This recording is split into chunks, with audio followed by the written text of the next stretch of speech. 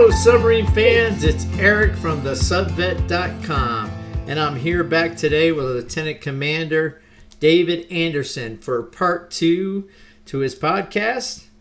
And as you know, Lieutenant Commander Anderson was in the Navy, enlisted for 10 years. You need to go back to listen to podcast number 1 to get that story before he converted to officer on the enlisted commissioning program. He was on the following submarines: the USS Parchie, a special projects boat, the USS Wyoming, and the USS Greenville. And that's kind of where we're going to start the story back up here for part 2. And I'd like to welcome aboard Lieutenant Commander David Anderson, retired United States Navy. How you doing, David? I'm great, Eric. Thank you. I appreciate you and the TheSubVet.com having me back on today. I enjoyed our first part, and looking forward to sharing a little bit more of the story and some more sea stories and tales of being under the water. Tales of the sea, yes. The first one went really well. I really enjoyed that as myself when listening back to it. And definitely everybody if you haven't heard part 1, you need to go back and listen to part 1 first before you listen to part 2. So we're going to start off with the Greenville. So we get to Greenville, and you are the navigator. And there was a little story about that, because you said that wasn't the original intention, wasn't to be the navigator. You're actually trained for another tour. That's right. So initially, when I went to it's called SOAC, Submarine Officers Advanced Course, so it's a department head school. When I went to department head school, I was slated to be the weapons officer on the USS Los Angeles. And for 99.9% of my time there at SOAC, 6 months, that's what I was the weapons officer. So all the trainers, everything was a focus on weapons officer. The day before we graduated and left, they called me to the office, and basically the guy that I replaced was not being fired, but he was being let rotate early. So for some of us that might not know, can you explain what SOAC stands for? Submarine Officer Advanced Course. It's commonly called Department Head School.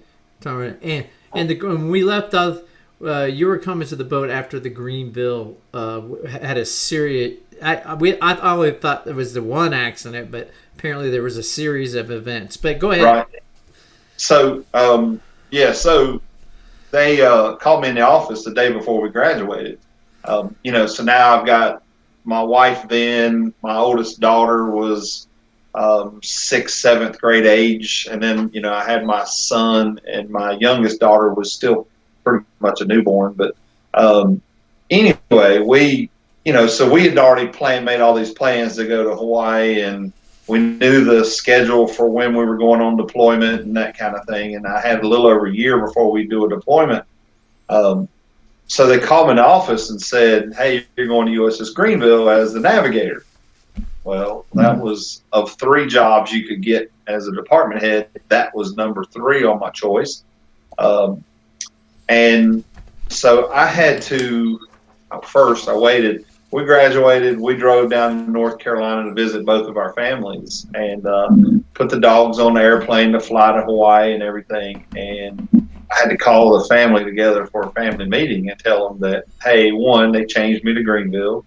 2, within 2 months of me showing up on Greenville, we were going on deployment. 3, within a year of us being there, the boat was scheduled to rotate to Portsmouth, New Hampshire, and they were going to have to move back to the Northeast after my oldest daughter and my ex had so longingly wanted to go to Hawaii and spend 3 years there. So needless to say, I ruined the family vacation before we flew to Hawaii. But, and part of that is, as kind of like you alluded to, was the Greenville, right? So 2002 was the issue Greenville had with the Hemi Maru. Basically, that was it was supposed to be an emergency blow. They were coming back into port, had a senior rider on board. At the time, it was Captain Brandhuber. Captain Brandhuber was my CO at A school whenever I was there. So I knew him from there, but he was a senior rider. If you know anything about when you do emergency blow testing, the submarine comes up, you go to periscope depth, you take what's called a high look.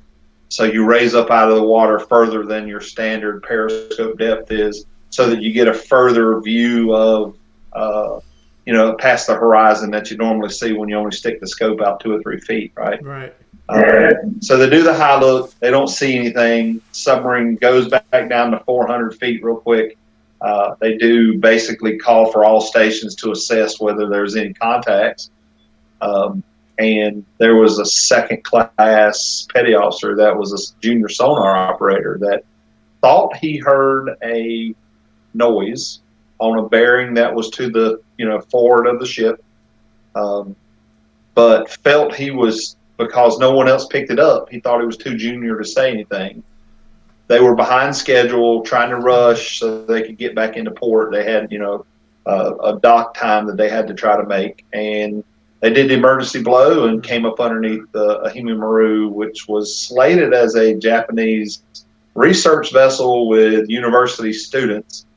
The common thought is they were there trying to pick up submarine signatures and stuff like that. They were I did not know that. So whenever you do testing like that, they killed 9 people. So that affected me and the Greenville in 2006, 7, and 8, and the fact that Japanese culture is a 7-year mourning period, so they wouldn't let Greenville go back to Japan. So when we were on deployment, if we broke anything, we had to leave Indian territory and run all the way back to Guam, because we weren't allowed to go into Japan to fix and go into port and stuff. So 3,000 miles instead of a short distance, and so you'd lose a lot of time on deployment. But the research vessel was, you put out notice to mariners, so they post stuff like that says, do not, all surface ships stay out of this area, and because they're doing submarine testing, stay out of this area or whatever. They were there. They had their diesels off. They were making no noise. They just had. Do you think that might have been like a calling card for them to come in, because it was a student? I mean, there was a college. Well, that's what they say it was, right? I mean, that's the theory, is that it was actually there, because whether they're allies or not, other countries try to get sound signatures. Oh, everybody's and do testing for submarines, right? Mm-hmm. So you pick up all noise signatures for a submarine. That helps you in the long run by developing your own whatever. And so that's kind of the theory. Again, it's just theory, because the Japanese government obviously says that it was a research vessel and they killed 9 students. Now, so, you weren't on board when this happened. No, that was 2002. Because if I remember, I recently looked at, there was like 120 writers on board or something like that. On the Greenville during that time? No, they probably would have had probably 10. Yeah, because it said it was something for the taxpayers to ride, to show them, hey, this is what your tax money is paying for. And I'm not sure what the ride was for. I might have been looked up the wrong thing. Yeah. But they had a senior rider, so they had Brandhuber on board, and so he lost his job. The CO at the time lost his job, got fired. Well, between 2002 and late 2004, that they had a collision with a civilian surface vessel. They had a grounding, and they had another collision with a military vessel that the fourth one was the military collision with a military ship, and they basically ruled, it's unheard of, they ruled that the CO of Greenville at the time, Commander Haney, it was Lee Haney, that he was not at fault at all, and they let him keep his job because morale-wise, right? What kind of morale do you think you had on a boat that had 4 major incidents and lost COs over that short time period? Because if you stood in the passageway on Greenville, there's a Tennessee, the shape of Tennessee wood, engraved plaque, and it's got the little brass names of all the COs. And over a 2-year period, there's 4 names. Every 6 months, they change COs for that during that time period. So when I got there in 2006, you're the redheaded stepchild of Squadron. When we did our pre-deployment training and evaluation with Squadron, it didn't go well. Our tasking for deployment got changed to the little, we got the equivalent of having to sit at the little kids table as an adult for Thanksgiving. Yeah. That's what our deployment tasking became, because nobody wanted Greenville to have an issue again and that kind of thing. So morale wise, it was very poor at the time. Probably took a while to work that out with the morale issue. Yeah. I mean, it seemed to be improving. I left late 2008 to go to shore duty, and was fortunate enough that after deployment and after our under ice trip that we took, once we were in the shipyard, I was in the shipyard just under a year, but I got to leave early because I was a geographical bachelor, and there was no sense in me staying in the shipyards for another year to finish out a normal 3 or so year tour. So they let me leave early at the time and go to shore duty. But I,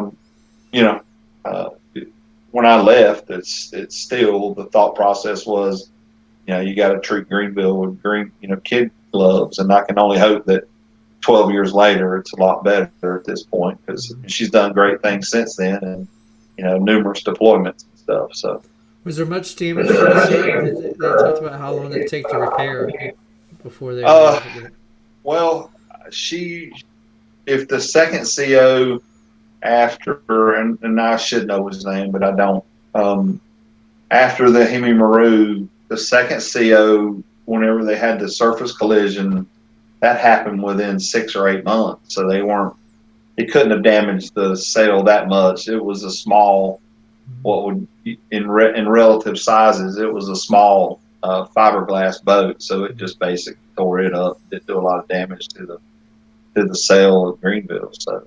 And not the first time. I had an LPO. He was on the George Washington. And I guess they come up under a Japanese freighter oil tank or something. Didn't do much to the sail, but it put a big hole in it. And so I did know they, for goodwill, this happened in 2001, of course, they raised the ship, which, it was quite a feat. And I knew they had to, do a lot of engineering to even pull that up to help recover the ship and recover the bodies of the people that were killed in that accident. But I mean, that was all we could probably do, to put our best foot forward to fix relations with Japan. Yeah, and I don't know if they let Greenville in Japan to this day. I mean, I don't know. I mean, it's been a long time since I've been removed from it, but I'm not certain that they do, because the thought process was 7 years of mourning. Greenville can't go back to Japan for 7 years, but then after you get past that point, then do you really want that memory pulling into port and have? I mean, how we get protesters here for all kinds of crazy reasons.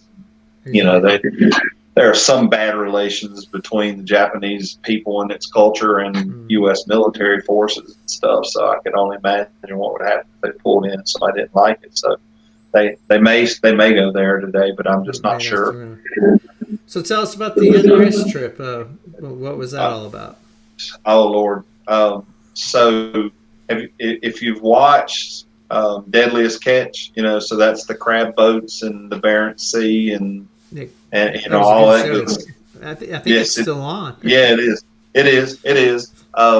Well, so that area, once you get past the Aleutian Island chain, it drops down off of Alaska. That area is it's sandy, flat bottom. That's how they catch the crabs, right? They migrate. The different types of crabs migrate at different times of year. So if you watch that show, we're going after the kings, or we're going after this, or whatever. They migrate, so they just, in schools, or whatever you call it, but they just crawl across the bottom of the ocean, shallow. It's only about 170 or so feet. It's not very deep at all. So to transit through there, if for anybody listening, if you know much about submarines, your atypical operation is so many feet deep from the surface.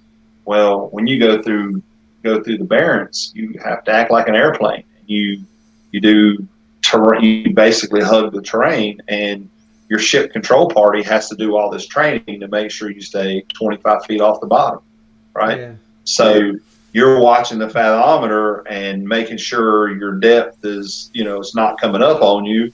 And they put a transponder on the bottom. I'm pretty certain. Yeah, I give you an it's always pinging above. Yeah, the fathometer, right? So they're sitting there, and I think, if I remember right, they upgrade it for that transit or something, so it's better.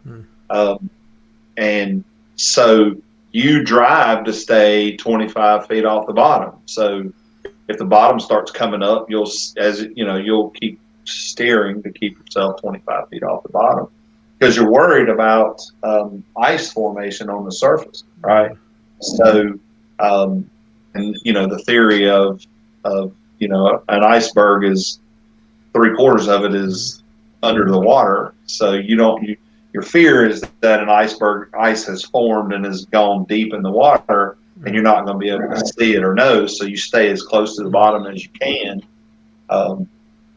and you drive through. Well, imagine, if you will, leaving Greensboro, North Carolina, where I live, and driving to Orlando, Florida, which is about 600 miles, because I'm stationed in Orlando. I've been stationed in New York, upstate New York. And New York City and Orlando are both 600 miles from Greensboro. Imagine doing a 600-mile drive doing 4 miles an hour in your car. Oh. Okay. So because you're doing the whole bottom thing, you run around at 3 knots. And you have to, because of what you're saying. Yeah, right. So you got to be able to read the bottom and have enough time to come up and stuff like that. Well, as a navigator and as as a department head that owns all of the charts, you stay on the same chart for days.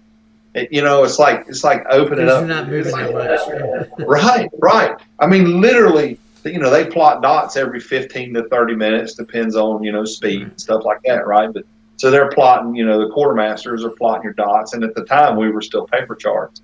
And literally, the dots are on top of the same dots and, that kind of thing. And you come back on watch. You've been off watch for your 12 hours, off. After you come back on watch. And I see we've moved up 1 mile. Yeah, that's what it feels like, right? It's like you hardly move at all. 12 hours later, you've gone 48 miles, which isn't very far on a chart that's got a scale of about 600 and something miles, right? But in your 3 section, from the time you go through it, you stay 3 section for everybody. You have to have you got a department head as an officer of the deck. You've got your junior officer of the deck, and then you got because of the danger, how close you are to objects.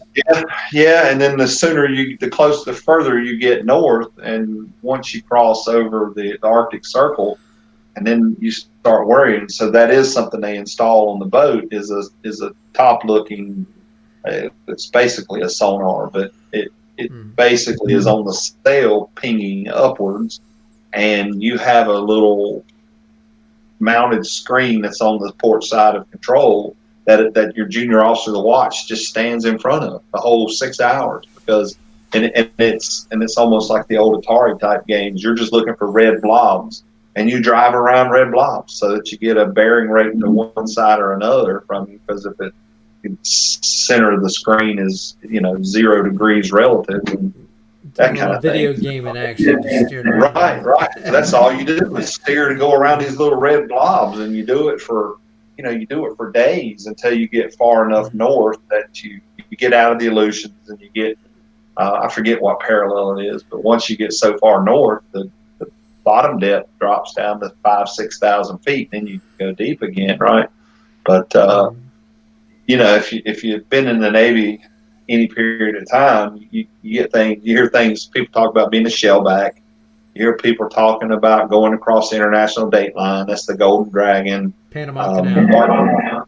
Right. So that's the order of the ditch. The realm of the Arctic Circle is when you go above the Arctic Circle. You got the Order of Magellan, which is I navigated all longitudinal lines on the Earth, right?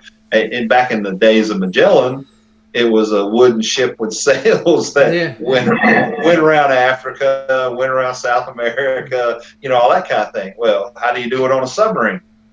You drive a 360, you do a full circle at the North Pole.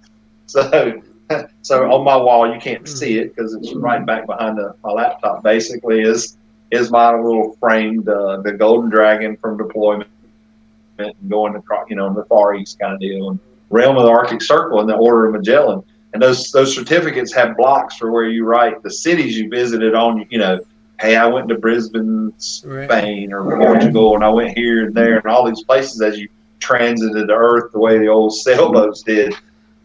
Ours are blank, right? Because we didn't hit any cities. I didn't even know about that certificate. That's the first time I've ever heard of it. Yeah, Order of Magellan. Yep. So we, they typically, like the carriers, get them when they go on around the world cruise, right?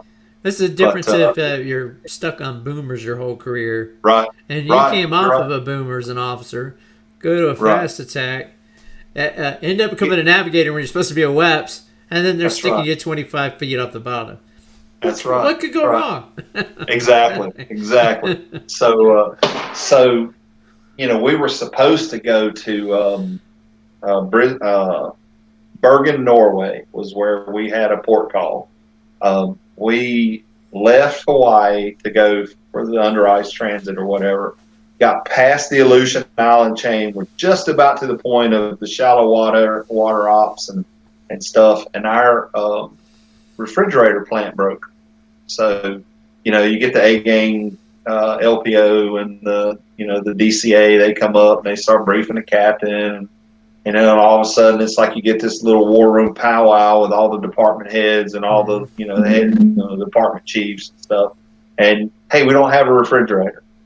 And what are we going to do? So we came up with this plan that we were going to cook all the meat. You know what I'm saying? Like, say, like if you at your house had a freezer go out, you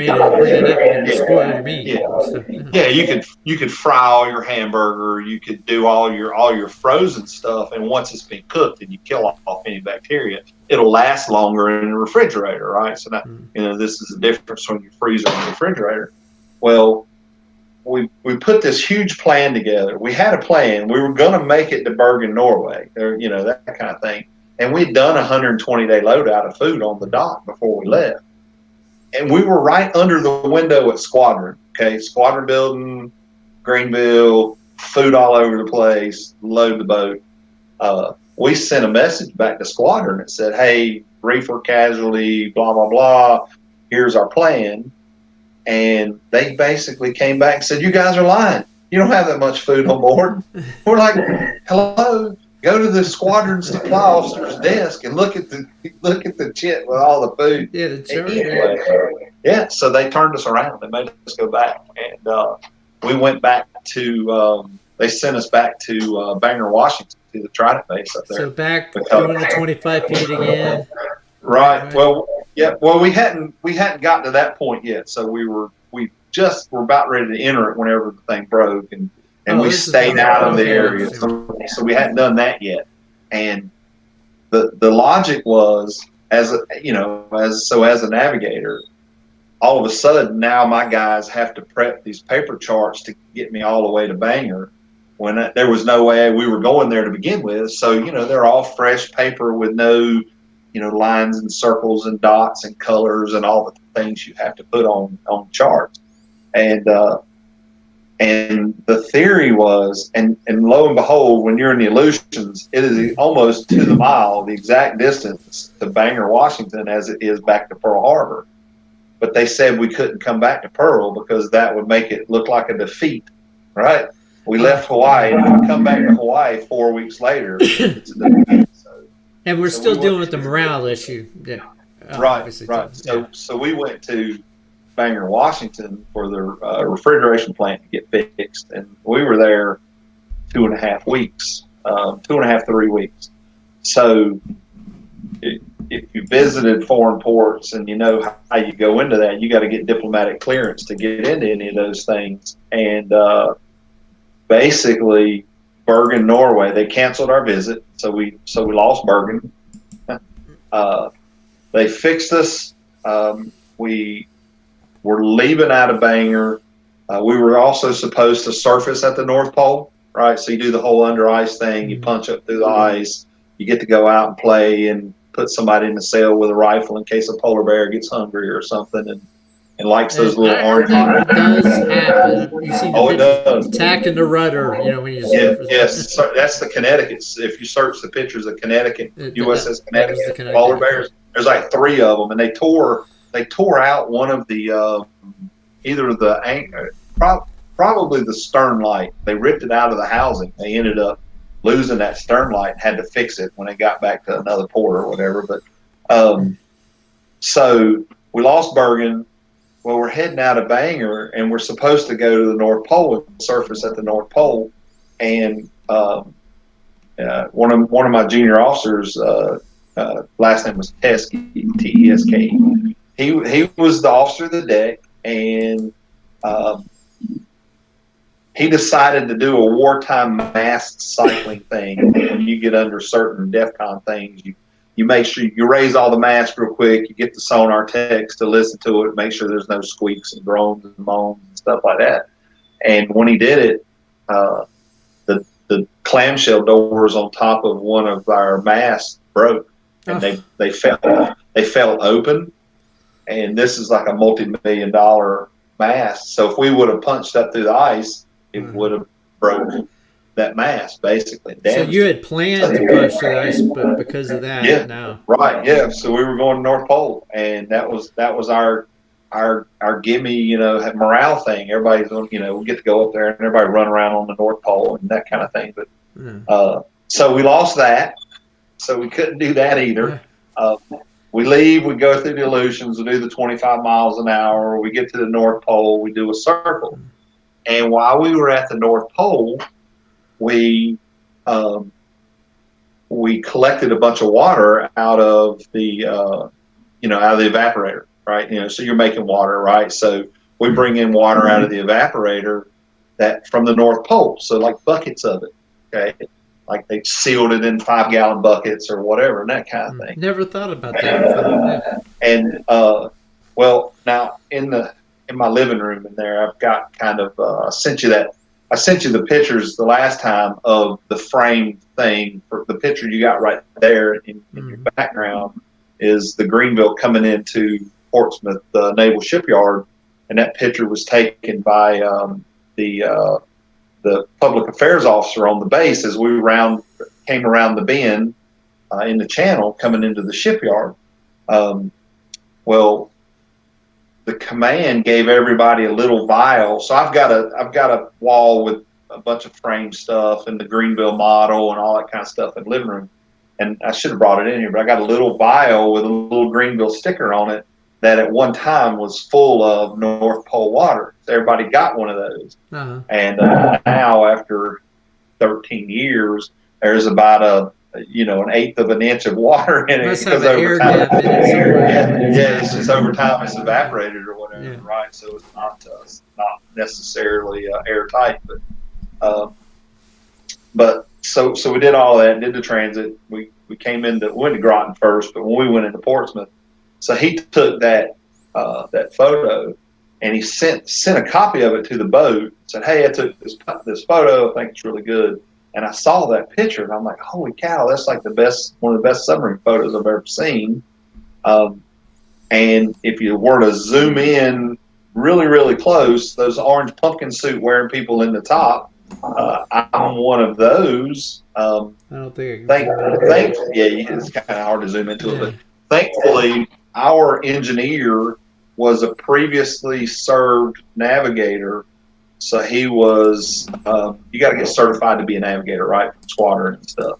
So he was a certified navigator. So he played navigator going into that port because everybody knew that was my last underway. And I talked the captain into letting me drive. So that was my last underway, my last, that kind of thing. So I got to actually drive. Now, it was great in theory, horrible in practice because Portsmouth, New Hampshire at December 1st is cold. And very cold. Yeah, So needless to say, I I did the right thing for my JOs. I didn't make somebody else take the watch until we set the maneuvering watch and then come up there. I took the whole morning watch, right? Because the maneuvering watch would have been set 2 or 3 hours into the watch. So I just took it, went up at 5:30 or took the watch and whatever, and sunrise, that kind of thing, and just stayed up there. Well, I froze to death. And I had some hatch gloves that I'd had for a long time, and they're steel lined, so you got like a steel mesh in them. They're almost like police gloves. Well, those lasted 30 minutes before the steel liner inside got so cold. My fingers were I was going to ask that still gets cold. It was horrible. I'm on the bridge box phone calling down to the chief of the watch. I don't give a damn what you got to do. I need gloves up here. Yeah. Like frozen to death. But no, I sent that picture into Undersea Warfare, and if you were to dig back and find the 2008 Undersea Warfare photo contest, that's the winner. The PAO got a $500 check, his name in the it's a big center fold out. And if you were to look at that photo I sent you of the frame stuff on the wall or whatever. I had it. It's in the first podcast. That picture is in there. If you want to look at it. Yeah. So he signed it and autographed it, and I had it all framed, and they put it on the shipyard calendar as the cover, and all that kind of stuff. So I had it all framed. He signed it for me, and so that was a great part of being there, and so it kind of sums up my seagoing career, right? Because the picture we talked about last time of the Parchie and the Golden Gate, Golden Gate Bridge in the background.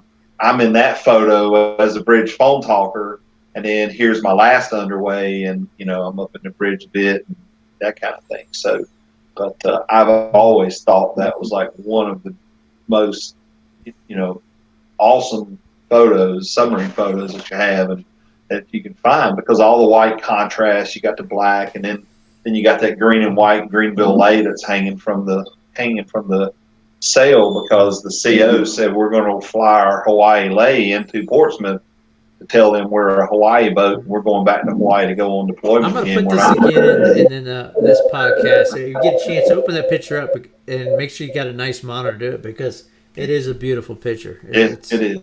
You can see a lot of accent. So how many years in the Navy were you at this point? So that's 21-ish. I left in 08 and went in 87. So right at about 21 years. So 21, and it pretty much ended your sea career at this point. Yeah. I left Greenville, and all of my peers, when I went back through power school and that kind of stuff, for the most part, most of those, a large percentage of those officers that I went through, nuke school and prototype with when I first got commissioned, all went on to be submarine COs and had their own boats, and a few of them are just now like post CO tours and that kind of thing. Well, the drawback to the Navy's evaluation system, especially when it comes to officers, is when you transfer off your seagoing command as a department head, there's a block on the back of your eval that has to have an X in it that says XO recommended. Okay, I'd had XO recommended for the 4-year previous evaluations. I guess call them fit reps, but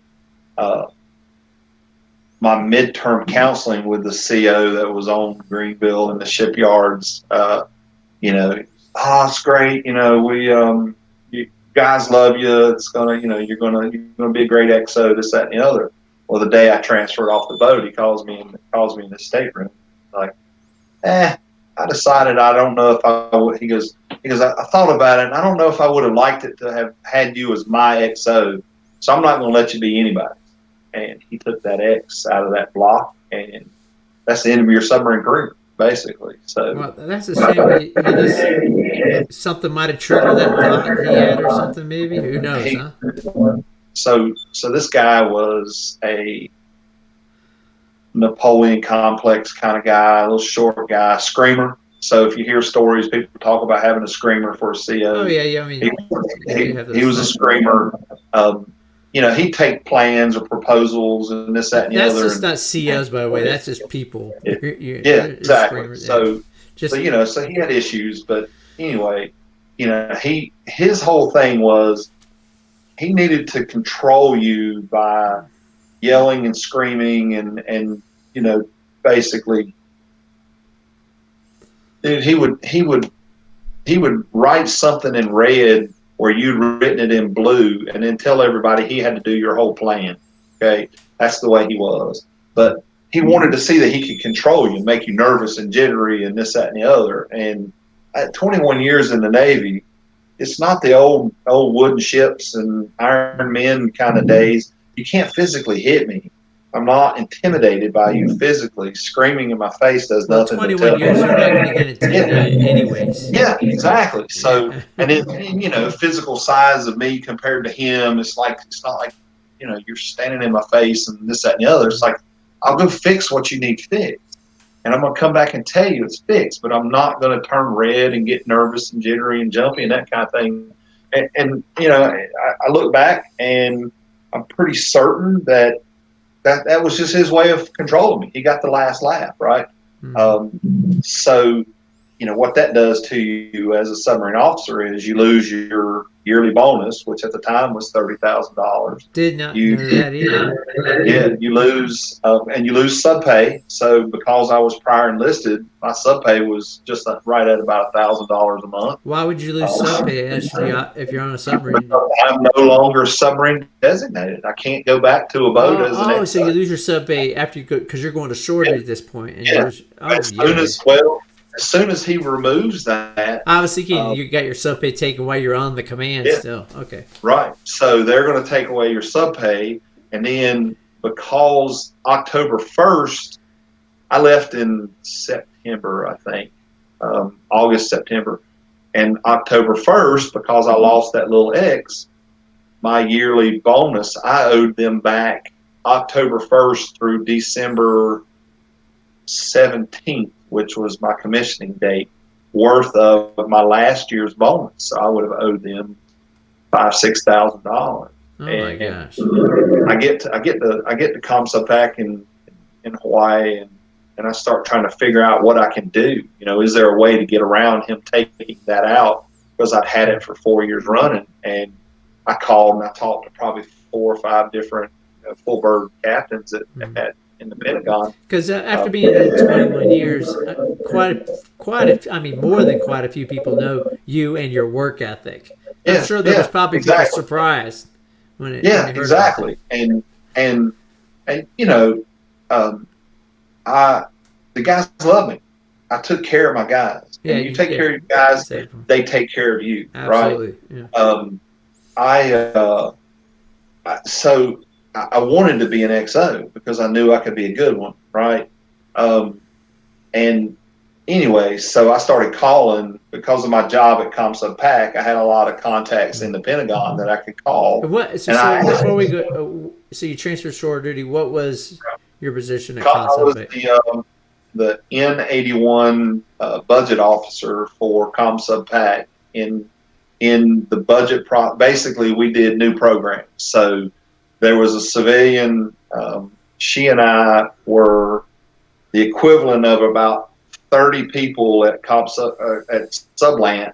They had a huge shop. We took care of the Pacific or whatever. Right. They got 30 or 40 people, and like every day you get calls from 15 different people. I didn't mean to sidetrack. I just wanted the viewers to know. No, you're fine. So because of that job, I had to talk to program managers for all these different programs because we had to stack out the budget for 2 years in advance, right? So if I was there physical year 9 and 10, we were working on physical year 12, 14, 16, and 18 budgets, right? Mm-hmm. So you're trying to put together budgets, and what you end up having to do is when the president or whenever the Department of the Navy says we need to cut $400 million out of our budget, then you got to find places to shave it from, right? What programs do you save? What programs do you cancel altogether? what programs do you just stall and keep them with enough money to keep them funded and going in a, like a minimal progress kind of thing. But so I asked all these COs in DC, what was there anything I could do? To get around it. Every single one of them said, "Who was your CO?" And it was Commander Dorbecker at the time. That was his name. And as soon as I said Dorbecker, every CO, every captain that I talked to, as soon as I said his name, every one of them to the T said, "Oh, no, there's nothing we can do for you, but understand that Big Navy knows that he plays games with people's evals and fit reps to manipulate the systems, and he'll be taken care of in his own right? Meaning he wasn't going to go back, once he left. Or be captain. Right. Well, if there is a saving grace in this entire story, after he left the boat and got kind of removed out of the submarine program, he was, I don't know what title he was, but he was in Italy, on the base in Italy, doing some job in Italy, and I think he would, at that point, him and his wife had split. He decided that the 15-year-old girl that worked at the exchange was the love of his life. He started sending her emails. I've read them. I've read the transcripts from the court documents from it or whatever, but nothing like overtly bad. But he basically was professing his love for her and this, that, and the other, and trying to arrange a meeting and this, that, and the other. But it was NCIS talking to him the whole time. She got one email, told her mom. Her mom called NCIS. They took over that email account. She created another one, and they set it all up. And, so if they say there's karma's, whatever. I was just thinking, you're not the only officer. He probably did stuff like this. No, he did a lot. No, you asked a lot of the crew that was on Greenville at that time. This goes back to the whole morale thing, right? Come off deployment, there's a high. He takes over. You're in the dumps again. And he anyway. There are a lot of people that would tell you to this day what he did to them with that whole way he did people and stuff. But now he's doing 8 years in federal prison in California for his love profession to a 15-year-old girl. That's right. So love with that NCIS agent. Yeah. So at least when he ended my submarine career, I was over 20 years and I got to retire. Right. He loses all of that, right? No retirement, no anything, and this, that, and the other. So his close to 20 years in the Navy are for nothing, right? Right. Plus he's all the ramifications of trying to fall in love with a 15-year-old. But my regret in all of that is I'm sure there was something I could have done somewhere along the line, but I didn't, obviously.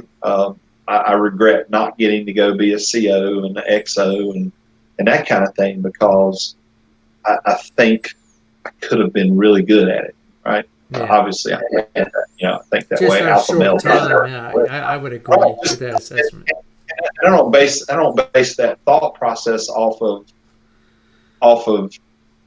somebody just full of themselves and just thinking they're the shit kind of thing.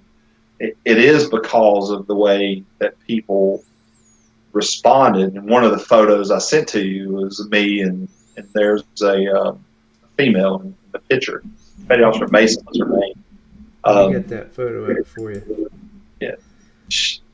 Go ahead. You keep talking. So she, that's a female when I was at Prototype that asked me to be her reenlisting officer. Obviously, we went out to we're at some bar in town, and she wanted to do it in civilian clothes, and the Navy will let you do that, and this, that, and the other. And we're standing up on top of the bar at this place in Boston Spa or whatever place they all hung out at. But it's somebody that was at the command that she wasn't in my department or my section or whatever you want to call it.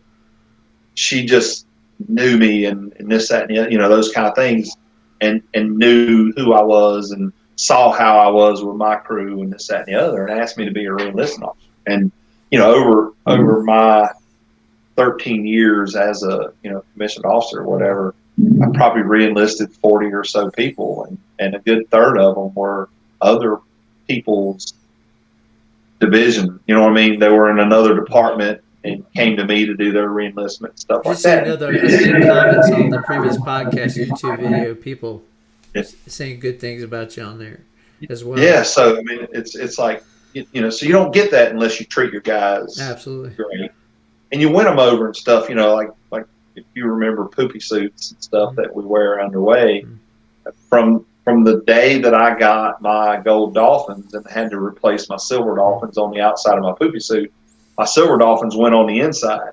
I had them stitched inside all of my poopy suits and stuff, and you know, so you know, because that first qual, the first set of dolphins that you earn, it means a lot. Officer dolphins are totally different than what enlisted, you know, dolphins are all about, right? So it's two totally separate kind of paths. Right.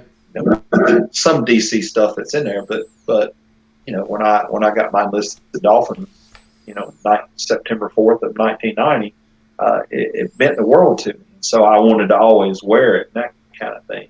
You know, so the guys loved it. And I'd get guys come up, let me see your poopy suit, and I'd show them and this, that, and the other. But, you know, so it just meant a lot to me. Like, that's why I said, you know, like that. I just want to add for people that are, might be listening that are not part of the Navy. The Navy does the best job they can to get the right leaders into the right positions. They train people the best they can. But this is something that even corporations in the business world deals with. Sometimes you train, you hire, you do your best to get the right people in the right spot. But sometimes just people that make bad decisions slip through, and it just happens. So I don't want to put this on the Navy. It's just this gentleman, your captain, just obviously made a bad decision for whatever reason, and I mean, you look back.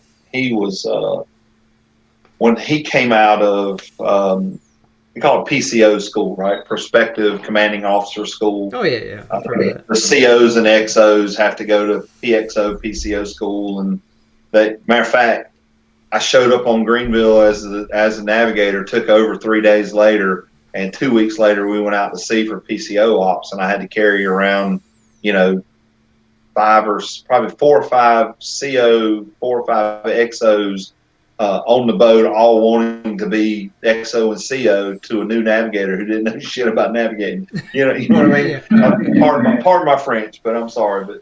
But you know, so having to deal with that was harrowing in itself. But you know, so when he went through PCO school, they didn't give him a boat. He passed, but they didn't give him a command. And something happened to another CO somewhere else that the guy that had orders to become the Greenville CO after we got back from deployment, he got bounced somewhere else. And now there's a boat that has to have a CO. Our CO during deployment was Lauren Selvey. He's an admiral now. Great guy. He had to go, right? He needed to leave to go, you know, to DC to do whatever he went to do, and you know, that kind of thing. And he, so all of a sudden you got this guy who passes PCO school. We didn't give him a boat, and so they gave him a boat. And I think part of that, I think he had a chip on his shoulder because of that, right? Because when they graduate PCO school and they get a command, they give them their little command star that they wear on their command pin. So he graduated but didn't get one. So in his mind, you're standing there, you know, you're the guy that, you know how that, imagine how that would make you feel, right? Yeah. So my guess is that once he got to the boat, he kind of had a chip on his shoulders with all of that. Anyway, I could give you a list of probably 40 guys off my Facebook that are all on the boat with me, and every one of them tell you the same thing about it. So, well, if you would have checked that box and then you would have been eligible for an XO tour, right? What would that path look? I mean, at 21 years, you got to go to short tour next, and then you would So have gone back to see it another 4 years later. So a submarine officer's career is based on windows, right? So you're commissioned, you go through your schools, you do your junior officer tour. There's a window from that point on of where you've got to hit your department head tour, your XO tour. My hands are off the screen. I'm sorry. Your XO tour and your CO tour. So as we talked about last time, when I got to go to prototype for 2 years and in grad school for 18, I was hard up against the window when I had to be on a boat as a department head. That's why I only got 18 months in grad school instead of 2 years. So now you do your department head tour. You can go to a shore tour, but that can get cut short if your year group, it all goes by your year group, if your year group has to be in PXO school and become an XO during that time, right? So it's all very regimented as to what windows. You can't slide that window of when you have to be an XO. You can slide the shore duties on either side of it to do it, but you wouldn't have been there. So I would have gone to shore tour for a year or two, or that 24 to 30 months or something like that. And then I would have had to have gone to the PXO PCO school and went through that route, and then got an XO billet and went to a boat. Is the XO and the command school two different type of schools? No, they're together. Basically, they pair them up in school in the PCO PXO school. They pair them up, and they act as a COXO, and they all do. It trains them how to do torpedo stuff, how to do missile stuff, how to do weapons tactics and stuff. Trains them how to navigate. It trains them how to do Indian territory stuff. That's where the British really get after us. They say they're more focused on the tactics side, and we're more focused on the engineering side. Exactly. What is their school? Something. Theirs is very serious. I mean, they really put their poor captains to the ringer. There's so many officers a year we send to Britain to do their command school.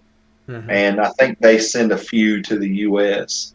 But the guys that go to their command school and they go through and pass it, they would all tell you that it is ungodly harder compared to what the U.S. has. Just exactly. And I mean, it really is an honor to get selected to go do it. And I can't remember the name of it, but we do send people over and do that stuff. But I mean, we liaison with them all the time, right? Because the Brits. Quick story. I don't mean to interrupt. Just experience I had. So when I'm at NO2, and we did a couple of British boats, and certainly we're very professional at what it doesn't matter, officer, weapons, whatever. But there is a difference between the British boats. So I remember walking into the Missile Control Center, which is essentially the same as on the Ohio class. And I just went in to interrupt them to ask for some information I needed. But they were in a turnover, like a watch turnover. And it was like a couple Marines turning over, like honor guards type stuff. This very serious and barked at me for interfering, to where, us, we're kind of relaxed. Hey man, what's up? Yeah, what do you need? Yeah, I mean, I felt like, I just might as well sunk the ship. That's what I felt. That's right. Wow. Yeah, so it's just a difference in difference in navies. How they do things. So I'm after all of that happened, and I went to the N81 tour there at SubPac. I kind of talked to you a little bit about some of the things I got to do there. So when you're building budgets for programs, you get to go to all these program briefs and you look at the things. So in 2008 was the beginning of, hey, how can we use drones on, submarines or surface ships and that kind of stuff. And, back then, and so they're used now, and you can find it on Wikipedia, all kinds other places like that. New drone activity underwater. So we were developing, drones that you could push out of the boat in one format or another, and they would go and pop up and fly around and talk to the submarine, take pictures and stuff like that. I remember reading about those just 10 years ago. Yeah. So, so at that time, the program was just kind of, we're funding it and put money into it and trying to figure out how you can make one of those like Predator drones small enough to go on a submarine and push it out into the water and have it pop up and take off and fly and connect back to the boat. So you get to, you got to do stuff like that. But so once it was every so many weeks we had that. Every other week maybe we had to sit down in this format. We're in subpack in a basically a skiff. In other words, nobody can hear in, can't hear out, whatever. Conference room, conference room or whatever, and so you're in a teleconference with all the different commands that report to the 3-star admiral in Subland, and you're talking about all the different programs and money and this and that and the other. So one of the interesting things, so you jump all the way back to my enlisted career. So you're a junior electrician on the boat. You're not qualified to sit in maneuvering at the electric plant yet. You're the auxiliary electrician aft, right? So you're the coffee guy. You're running around getting coffee for everybody, right? Well, back in those days, early '89, smoking was unlimited. It didn't matter where you were at on a submarine. It didn't matter how many. I know a lot about this. You had to sit around and like live. And I've never smoked in my life.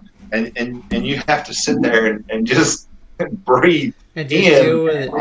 Yeah, all these. I remember doing that in a launcher, just breathing in the smoke. Yeah. And once I got qualified to sit maneuvering, now you're in there with 3 other people, 2 other enlisted guys and the officers. We talked about, back then Lieutenant Bowen sleeping behind us. You're in there, and if they all smoke, you're stuck. And then so back then the Navy had this bright idea that by year 2000 we're going to be smokeless, right? So all of a sudden it became no unlimited smoking. Only one person can smoke at a time in an enclosed area, right? So here's how that worked out. My leading first at the time, his name was Jack Trollinger. Jack was a heavy chain smoker, and if he couldn't smoke, he gets jittery and this, that, and the other. Well, all of a sudden, that was when I started sitting the electric plant after I qualified it. He would make me set it so he could be throttleman and get relieved by the AEA so he could go smoke back in anyway. So at first it was one person in maneuvering at a time. So him and the reactor operator would light each other's cigarette off the other one.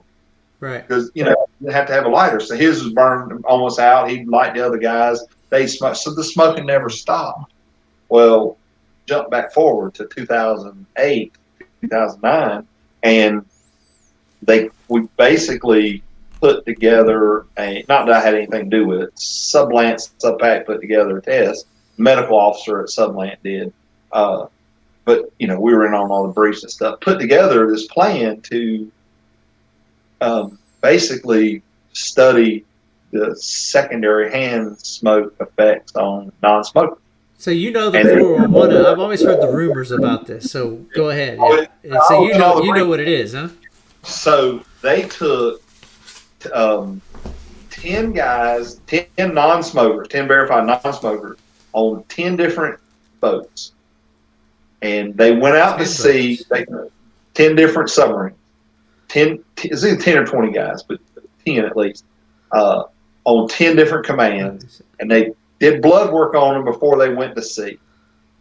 They sent them to sea, and they told them not to don't change your normal underway routine, but don't go hang out with the smokers in Shaft Alley, where eventually you can only smoke in Shaft Alley at the intake, so it will try to pull it into the scrubbers and all that stuff, right? So they got pre-underway blood work. They go out to sea for 2 weeks on 10 different commands.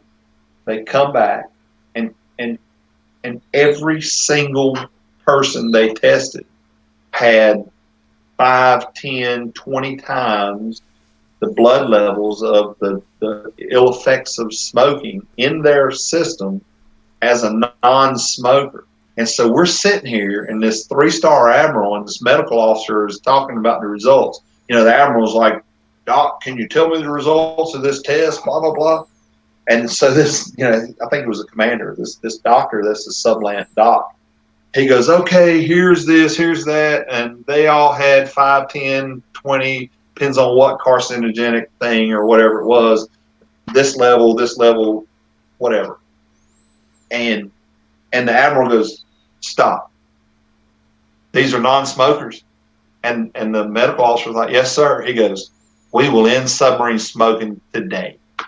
I mean, literally, he was like, "We are done." He goes, "I don't care what you do. I don't care what they have to do. Cigarette smoking is done. I will not do that to people that don't smoke, whatever."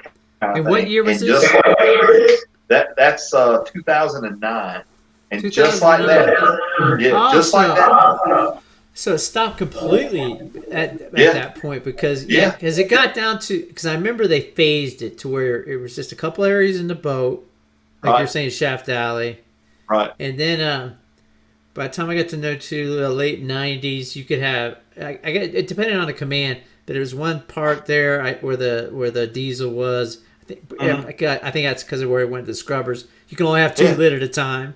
Right. It was the big intakes, right? Yeah. Theoretically, all that cigarette That's the only time I've ever seen rank pull on a boat. I'm a chief, put your cigarette out. That's right. That's right. Me and you being non-smokers, I mean, we're probably the wrong two. Because the smoker's view is going to be different, of course. But it's a closed atmosphere. So what you're doing, something like that, just like the atmospheric contaminant, how serious we took that, opening up a can of paint, or using some chemical. It's not any different. Carcinogen's a carcinogen. Period. Right. Yeah. So, I mean, so all of that was listening to stuff like that, and policies get changed. Just in, Admiral 3-star over a whim was like, no, we're done. No, cigarette smoking goes away on submarines. And they probably gave them some window to phase it out over the next couple of months, but it went away. And I feel bad for my smoking buddies, but that was my next question. How did it affect the people out of the fleet? I mean, did you hear? By that time, that's right before I retired. So 2010. Yeah, you're kidding me. But you know how guys are on a boat. Yeah. You get this message that comes across the radio. The radiomen get it. They read it first. It goes to the captain before the captain has a chance to read it over his morning coffee. The whole boat knows that cigarette smoking ends tomorrow.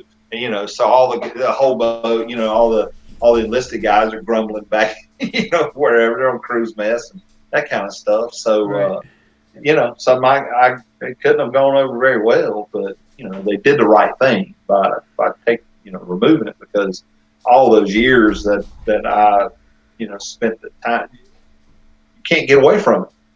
Breathe it. And if you do a lot of time on the submarine underway, your clothes already smell like amine anyway, and then you might as well throw them away when you transfer off the boat. But you take out all the cigarettes. It's a bad smell. It gets into everything. Yeah, your poor wives have to deal with that. Right. So, hey, real quick, flip the pictures that you have back there. Find that picture of the ice block for me real quick. Yeah, would it? Before we get into me being out of the Navy, I want to tell you this story about this ice block. There we get that. So my dog got into the studio, by the way, so we might have some issues. I might have to remove her. Go ahead. So when we got to Portsmouth Naval Shipyard, we were there during the submarine birthday ball period, right? So we took a group of us, me, several JOs, and one of my other department head buddies. We all drove down to Groton, got rooms down there at the hotel, and we went to the sub ball.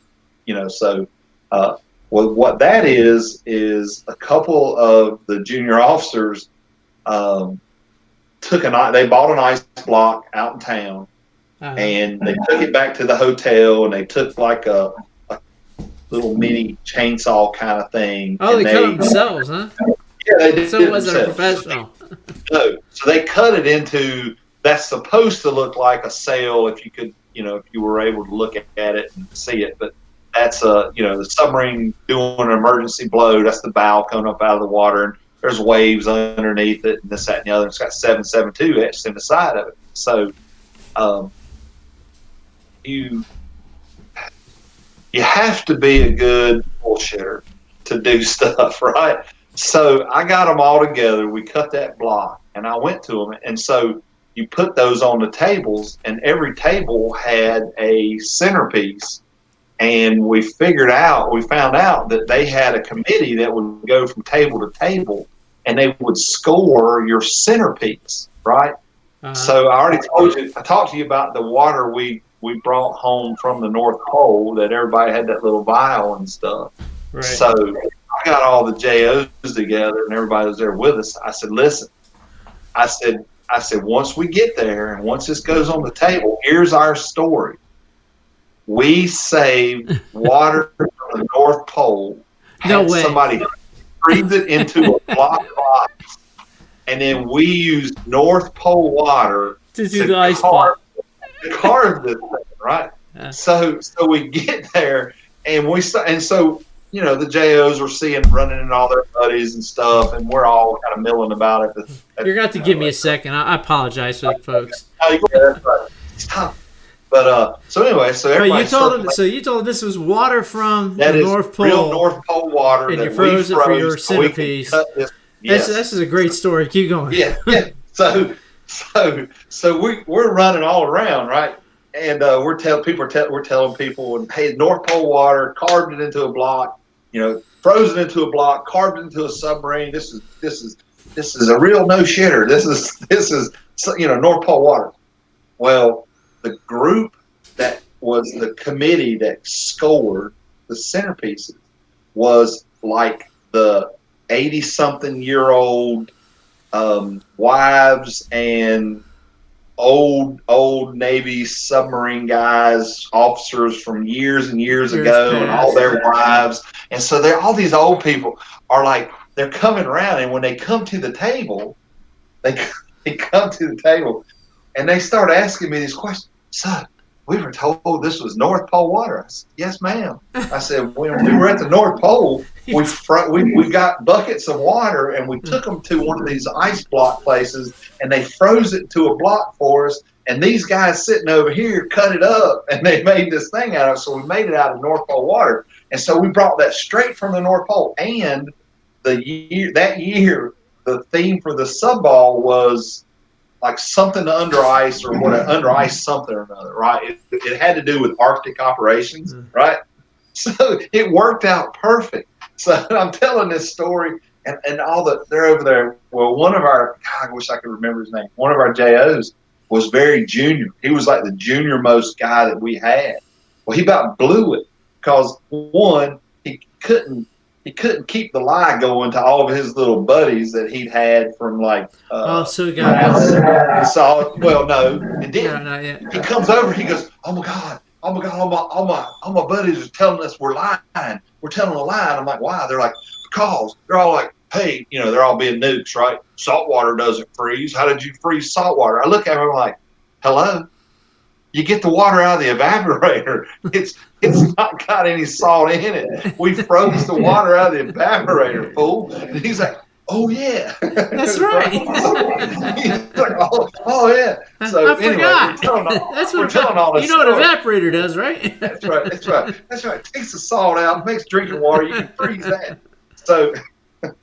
So we're sitting there, and we're all drinking. We'd all been drinking before we got there. We're pretty drunk by that point. So it gets to the end where they have to. They're doing all the different awards things, and they're talking. And you go to that picture of us on that stage in our awesome uniforms, right? And what was some of the other centerpieces like, by the way? Little, it wasn't Lego, but Lego submarines or stuff or just whatever, different right? things, different things that the commands put together and stuff, right? So we're sitting there at the table, and this that's Captain Swaim, I think Swaim or Swaney or something like that. He was a post CO guy that worked at that was stationed there in Groton at one of the squadrons. Anyway, so he's up there and he goes, and now it's time for our centerpiece, award, blah, blah, blah, blah, blah. And he's up there. So we're all sitting there. And again, we're just all BSing at the table. And all of a sudden he goes, and this year's winner with water straight from the North Pole. We all jump up.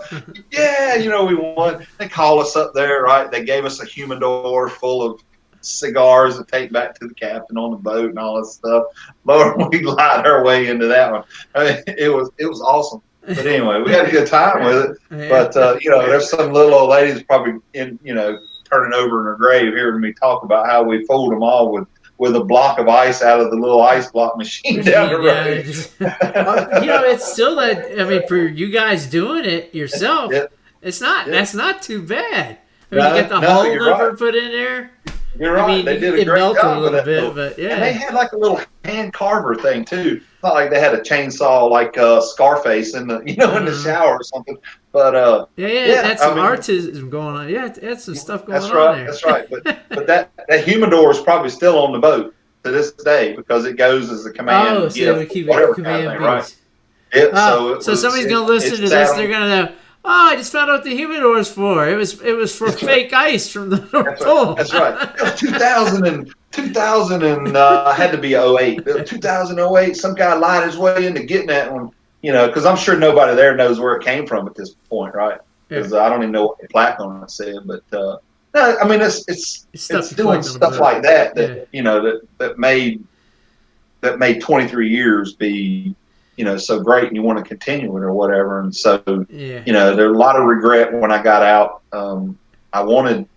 What I didn't do when I got upset about the fact that he'd done that and I had to get out of the submarine Navy was my mind went straight to I'm just retiring, whatever. I'm just getting out. And in some aspects, I regret.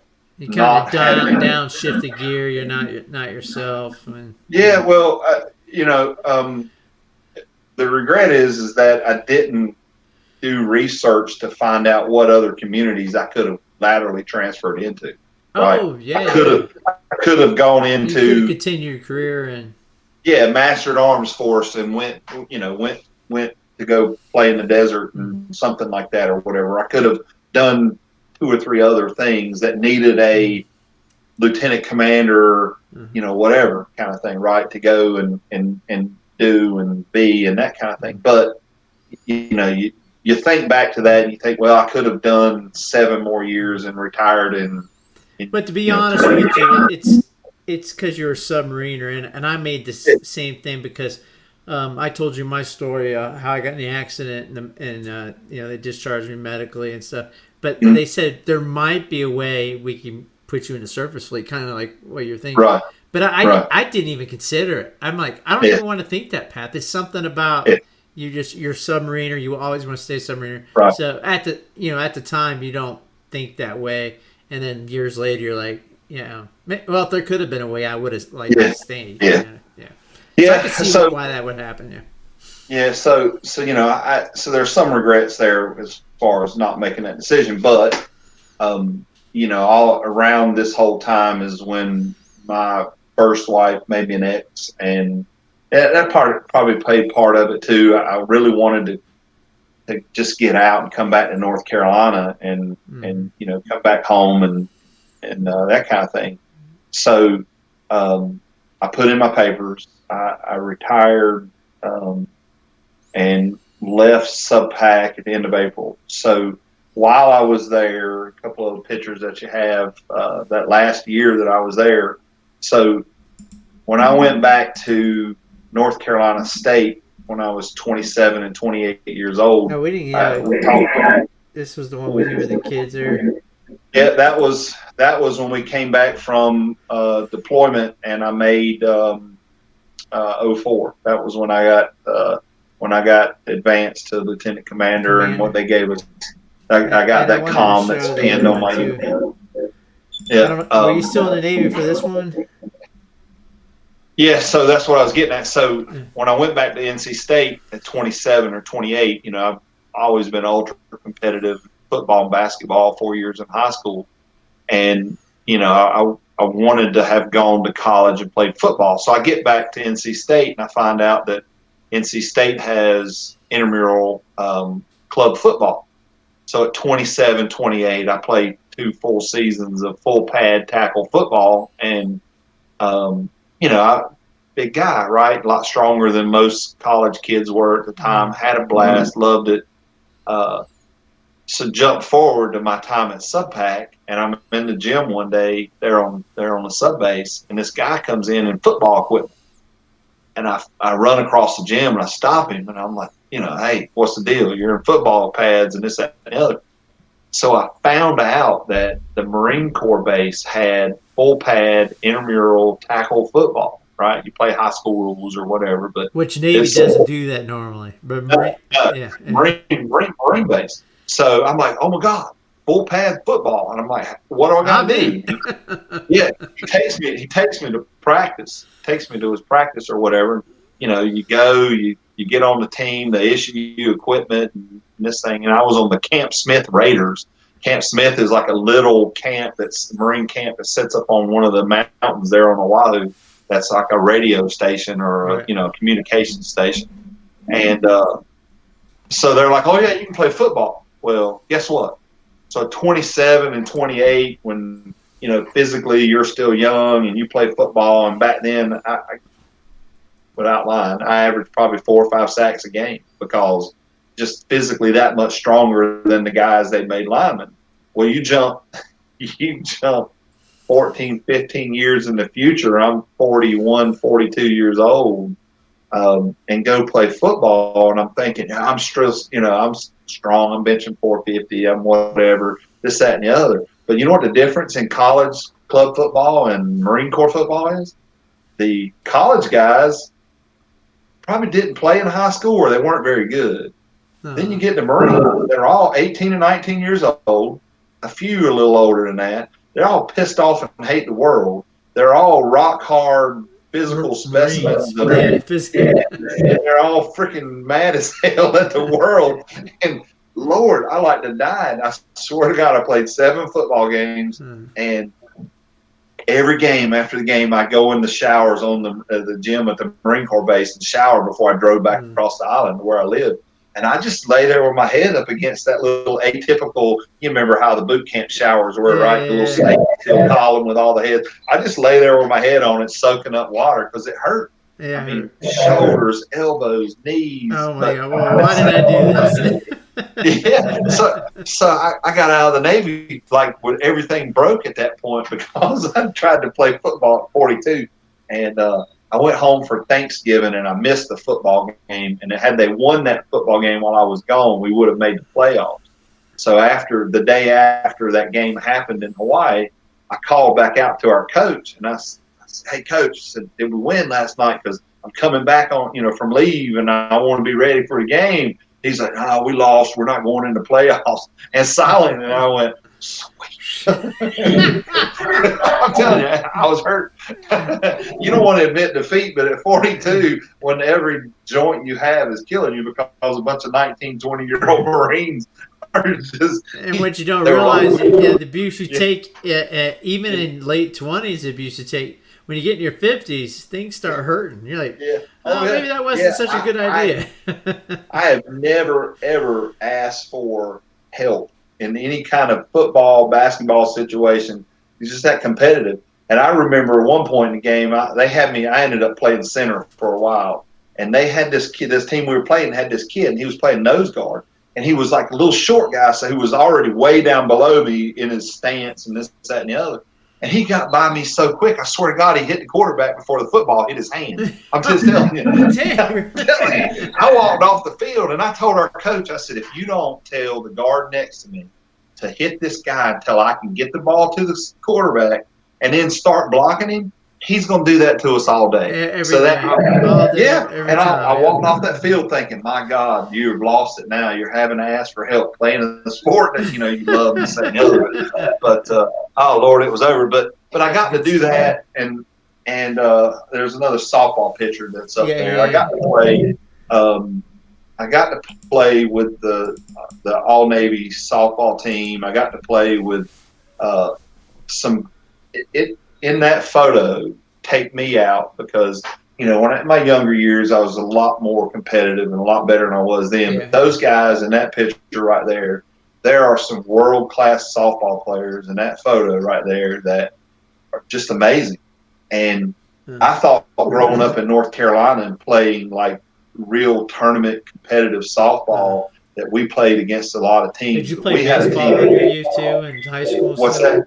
Did you play baseball in your youth, high school? When I was younger, I didn't in high school for whatever reason. As a freshman, I got cut and got pissed off and just mad. I should have went back out again. They cut me because they dropped a junior off the varsity baseball team and they wanted him to keep playing. So they cut me as the last guy or whatever. I'm an outfielder. Anybody can play outfielder. That's why I have to explain to people living in Colorado, down in the South, football, of course, is everything. Yeah, baseball would be the secondary thing. Yeah. Yeah, exactly. So I dropped baseball. I mean, we won the state my junior year in football, and basketball we were decent, but I didn't start in basketball. I was the end of the bench guy, and matter of fact, my nickname in high school was the Hatchet Man, because all my football buddies would chant it during the games. Toward the end of the game, when the game's either blow away or blowout or whatever, they try to get me in the game because I didn't get to play much basketball. Speaking of guys being, because we all played sports in the military all the time, just passing part of your PT program, anyways. Couldn't go home when you're on shorty or whatever. But it seemed like basketball would be the one game that would get secured by the captain all the time. And here it's supposed to be non-contact. Yeah, but it's twisted ankles. Contact. Somebody's getting their ankle twisted, broke. Yeah, broke ankles, broke noses, elbows to the face. At fist fights. Yeah. Yeah. Oh, yeah. Any other sport, no problem. Basketball, forget about it. So there's a guy, if you look in the leftmost corner of that photo, that's Nick Russell. Nick was one of he was my. This my left or over here you're talking? My left, looking at the pictures. So you're right. Right here. Okay. Yeah. I'm sorry. Other end. I'm sorry. Okay. There you go. That guy right there. So that's Nick Russell, and there's a guy down front, Jake Alcuban, and there's some other guys that are in there. But Nick was my quartermaster on Greenville, and then so we played and then got on the All Navy team and played with them and stuff. But what's it take to get on the All Navy team? There in Hawaii, I mean, you got to be good. Is it just for the Pacific area All Navy team? Well, yeah. So you play tournaments. You go out in town. You represent the Navy out in town, stuff like that, and eventually you get it. I would probably classify it as the Hawaii All Navy team. When I say because there is an All Navy team. That's why I was getting kind of confused. Yeah, because if you're the All Navy team, you'd be touring for a little while. Yeah, right. Yeah, there is. So let's call it the Hawaii All Navy team. So we're a little subdivision of all. So we represented the Navy tournaments and stuff, and then we had our own sub-pack team that a lot of those guys played with us on and stuff like that too. But we played out in town, and the competitiveness in North Carolina. It is almost like saying grade school football trying to play a Texas high school football. You know what I mean? Yeah. The Hawaiian local guys, just amazing athletes. Just big Samoan dudes you wouldn't think could play ball. And they were, oh my gosh, we played against a team that had this guy. Well, they're so big, they just don't look athletic, but they are. They don't. Yeah. Yes. We played against a team that had a guy, he was about 6'3", probably had to weigh 300 pounds. Mm-hmm. He played first base for him, and he would stand 10 feet in front of the base. Right. And you couldn't hit it past him. I watched team after team try to hit the ball right at him because, figuring he's too close to react, and he caught everything. You couldn't get it by him. And so just amazing people. So I got to do a lot of that while I was. Yeah, the head coach at Annapolis is, I don't know if he's Samoan, but I know he's from Hawaii. Yeah, he is. I can't remember his name off the top of my head, but I know he's got some Samoa players playing for him, and some big guys. Yeah. On all of their game stuff, he wears a lead, all the games and stuff like that. So I can't remember if he's Samoan or anyway. He's some Polynesian culture, basically, right. what he is. But so I got to do all that. I left Hawaii in early March of 2010. They shipped my car to San Diego. Had a buddy from home, buddy Jay Copeland, I grew up with. Flew out to San Diego. We did a night there in San Diego. Had a friend that when Facebook first started up used to play poker, Texas Hold'em all the time. Right. A friend that I played poker with, she was way up in the Bank of America mortgage department. Anyway, she got me. She put us up in one of the Indian casinos north of San Diego for a couple of nights, and then Jay and I took off and did Vegas and drove across country.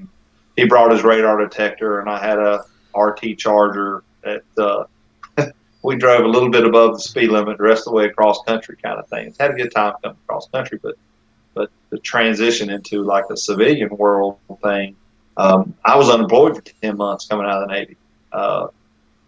An MBA, I tried getting jobs with like Bank of America and places like that because I didn't want to go to a power plant, work in a power plant. Right. And so you didn't try the power plant route at all? Not initially. Tried to survive off of what little bit of my retirement I got to keep. I told you I had been made an ex and 3 kids and that kind of stuff. So a lot of that goes to your kids and ex. But I was fortunate at the time to have met. I lived with not my wife now, Tracy, but I lived with another girl for about a year.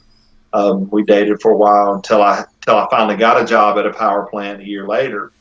So 10 months without a job is kind of tough. And at that point, it really drives home the fact that in my mind, I should have tried another community and tried to stay in the Navy and stuff. But, you go through some lows and you miss the guys and you miss the brotherhood of it. And I decided to take a job and I finally got hired to take a job. And it's funny because that transition, I kept my Navy haircut and I'd had my eyes done in 2008, so I wasn't wearing glasses at the time, but I kept the short Navy hair, what little bit of hair I had left anyway, and the Navy look and this, that, and the other, and I couldn't get a job, and I made the conscious decision. I told Lisa, the girl that I was, dating and living with, I said, I'm just tired of, whatever.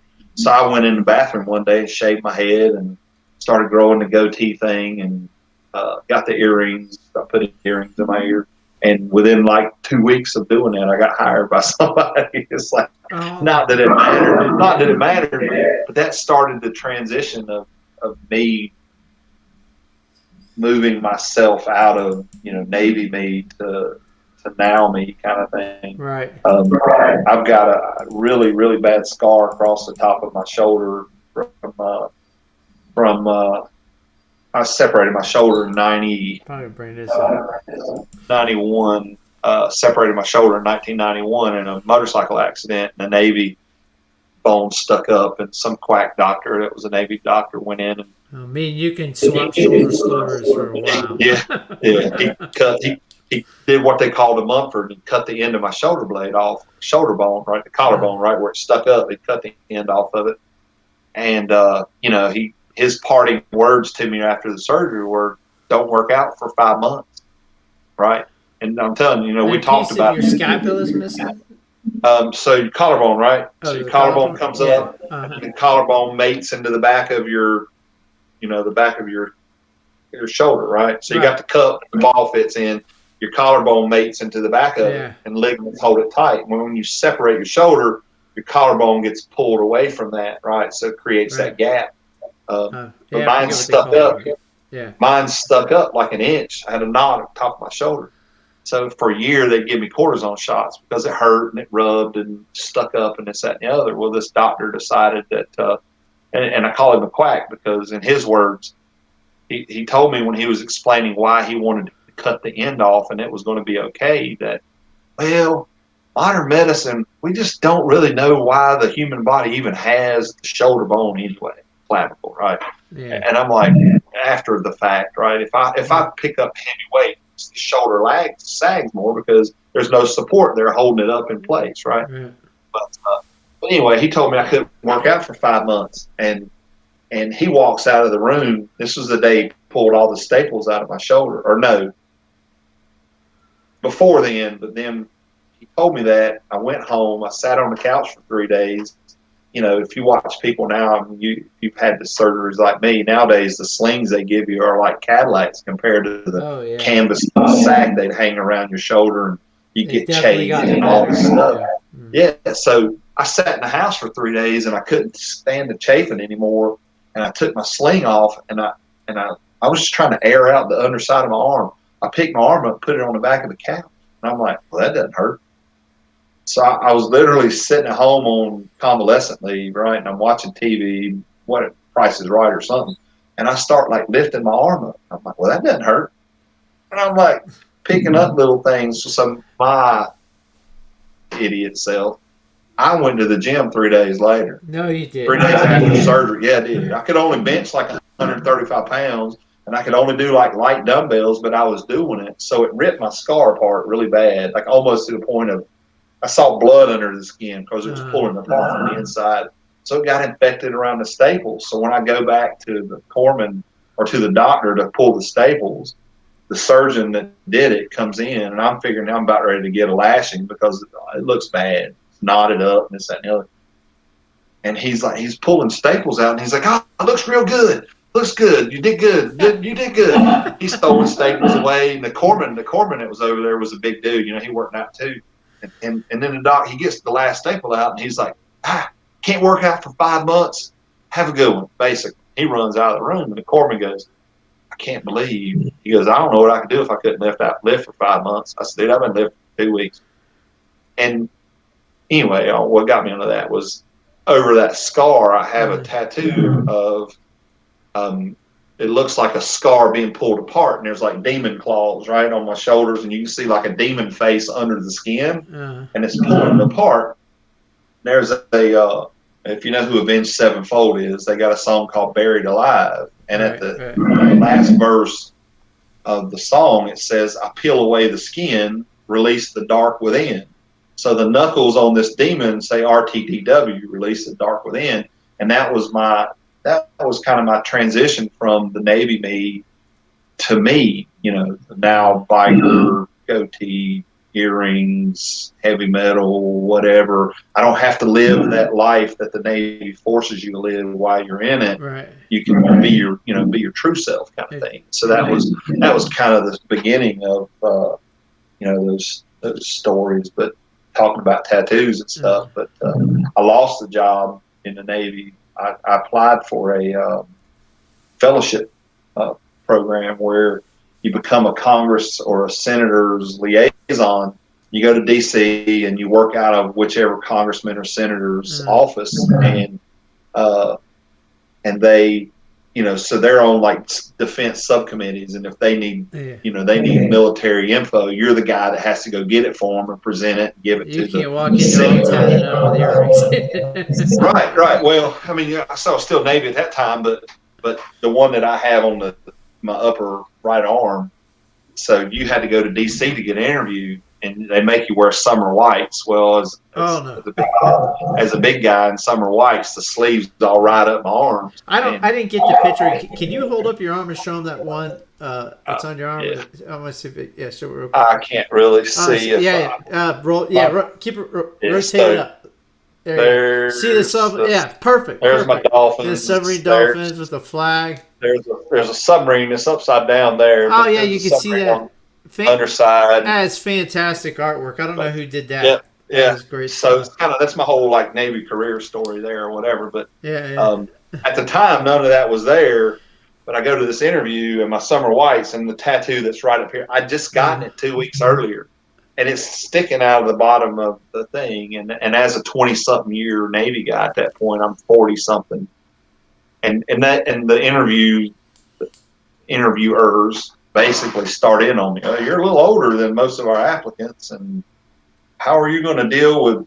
They kept asking me questions like, you're working in the senator's office and some 22-year-old staffer comes out and starts telling you what to do, how are you going to deal with that being 40-something years old and this, that, and the other? And I'm like, I said, it's called positional leadership. If I work for them, I work for them. Right. You do the job you're there to do, and this, that, and the other. But between you the certainly learned about leadership being an officer. Exactly. Yeah, exactly. It's like so between the tattoo sticking out and then worried about my age, I think what really what lost me that job was, and sorry I jumped back in time, but what lost me that job mostly, I think, was in the questioning process about why I wanted to be a liaison. I basically got around to it to say, and it's still a life goal, a thought, maybe not a goal is a strong word. I would like to be a congressman or a senator, right? I'd like to run for office and try to affect change, that way. Mm. But I told him that. I told him. Yeah, I told him that. I said, well, long term, when I'm older and retired and this, that, and the other, I've had the thought of being a senator, congressman, and being in the position that this fellowship will allow me to have. It'll put me in a position to learn how things work, this, that, and the other, right? And I think they took it as I was going to use the job to further myself by making contacts, not learn how the workings are, but I would go out, basically be a used car salesman and sell myself to try to get parties. Which is what all of them are doing anyways, but exactly. they take it. Exactly. Yeah, unfortunately. So between tattoos and stuff, they turned me down. The Greenville XO and my buddy Jason Pepin, who was the WEPS on Greenville, they're the two officers, and one other guy, I think, got picked up that won it. So 3 people off Greenville applied for the same program. Me, right after I'd left, them there, all trying to get away from that captain we talked about earlier. And they got to go, but they would do it. But to get back into timeline, I get out of the Navy, out of work for a while, try a job at a power plant, and you never thought that once you retire, you're going to move, and you hope that you get into a career. And I got a lot of friends that have been where they are now forever, Navy buddies that got out, took jobs in their field and stuff. I got a friend of mine, Barry Pilstrom, that was he was on Parchy with me, special projects guy, and he's been in that whole dev group special projects world ever since he got out. He's still working there today, so he still gets to deal with all that stuff. But I mean, at the point I'm at now, 10 years out of the Navy, I've probably moved every 2 to 3 years. The last 3 jobs I've had have all kind of like went away. Contracts get canceled, lose that job, you got to move again and find stuff. So a year ago, I took the licensing exam for general contractors to become a general contractor for a friend of mine who invited us to move out to he's been a subcontractor in the area here on the coast for 7 years. Asked me to come join him, take the test, get him a license so we could start building houses and stuff. And I did that. Tracy and I moved. She wanted to move out here. We'll talk about a little bit more here in a minute, but we touched on the fact that her son was killed, and she wanted to get out of the area where we were from. And so we came out here a year ago and to help him and be part of his company and that kind of thing. And apparently you don't mix friendship and money, because it got to the point where, hiding jobs from me so he didn't have to pay me for them, didn't pay me for some, and this, that, and the other. Things happen, whatever, however you want to look at it. I started taking, picking up jobs for myself and subcontracting them, using subcontractors to do them, and that kind of thing. But eventually, I ended up applying for and getting my own license under my own company name, and so things are going really well. We're picking up more and more jobs, and I joined the Chamber of Commerce. And what kind of company is this again? What's that? What kind of company is this again? It's construction, so it's a general contractor. So it's regular general contractor building, commercial or commercial and residential. Residential. So both. Man, that's quite the story. Going from nuclear power to that. That's right. So here, it's called a limited license. You can build up any project up to $500,000. Right. So Oh, okay. to go above that dollar value requires like accountants to audit books and this, that, and the other, and you got to prove you have a whole lot more money in the bank than what's required for a limited license. So, but we'll get there one day. Where'd you meet your But wife at this point between so separating from the Navy and right, so this? I talked about that first year with the girl when I lived. May 7th of 2011. There's if you've heard a lot about like music festivals and stuff, the last 4 or 5 years have really exploded all of these like multi-day music festivals and Oh rock and yeah, this, yeah. that, Here in Denver, they're like rock, 3 days long. Yeah, yeah. rock on the range. It was called Carolina Rebellion here in North Carolina. The very first Carolina Rebellion was May 11th of 2000 and May 7th of 2011. I went, took a girl. The relationship with the girl I lived with the first year kind of went away after I moved and took a job down in South Carolina at the power plant. So that kind of went away. She couldn't move. She was an evidence manager for a police department and didn't want to move and leave her friends and family, that kind of thing. So that's that ended. I took a girl to the first Carolina Rebellion. It was a 1-day event. We get there late, miss a bunch of acts to start with. Without really getting into it, she had a pregnant daughter that was having issues, and we had to leave. Okay, so we left, and so I only saw like 2 or 3 acts. I get home, I'm a little upset about missing this thing because these tickets are like $100-something a Yeah, piece, they're right? expensive for these big Yeah. festivals. So we go home, and I call my buddy up, and okay, so like I said, I was saying, I called a friend of mine to go, and I called my sister and took her. I said, "Hey, let's go to Riders in the Country." Is the name of it. It's a little place in Randolph County here in North Carolina. It's very country. I got her, convinced her to go. Call up my buddy Cliff, and we. So we're at the bar, or hanging out with my sister and Cliff, and at one point I get up to go to the bar to get another beer, and Cliff's standing at the bar talking to this girl, and I can't see who she is from behind because she's got her back to me. Well, I kind of walk past them. I go up to the bar and order a beer, and I hear somebody go, "You're on my Facebook." This is back in the infancy of Facebook, right? Yeah, not many people even on. It's not very old at that point, right? MySpace is still around. Yeah, I turn around and Tracy's like 5'1". I'm right at 6 foot, so I'm looking down at her and I'm like, "I am." I said, "Well, you must not talk to me ever." She goes, "Well, only because you're in Hawaii." I'm like, no. The last she'd seen my profile, I still lived in Hawaii. So she's kind of brash too, huh? Yeah. Anyway, so I start talking to her, and she had a friend with her that liked my buddy Cliff, and they kept talking about it. So I finagled my way into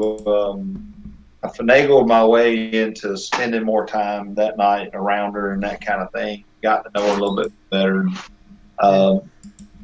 She, as luck would have it, at the time I'm living in Hartsville, South Carolina, so it's 2 hours away from there at home, and as luck would have it, she'd gotten a ticket in South Carolina in Myrtle Beach driving, and had to go to court. This was a Saturday night. She had to go to court on Wednesday. And so I left her that night, and I invited her. I said, "I want you to just come down to Hartsville. It's only 30, 40 minutes to Myrtle from there. Whatever. If you want, you can come stay the night," and that kind of thing. We'll get up Wednesday morning. I'll go to court with you. So she did. And, so 2011. So we've been together 9 years, and 8 days will be our 3rd anniversary. We got married 3 years ago on 7/17 of 17. Wow. Was that picked on purpose, or was that picked on purpose, or just kind of happened? Yeah, kind of. I mean, that whole week was that week where every date that for 7 days was the same number forward or backwards. So 07 1717 Yeah.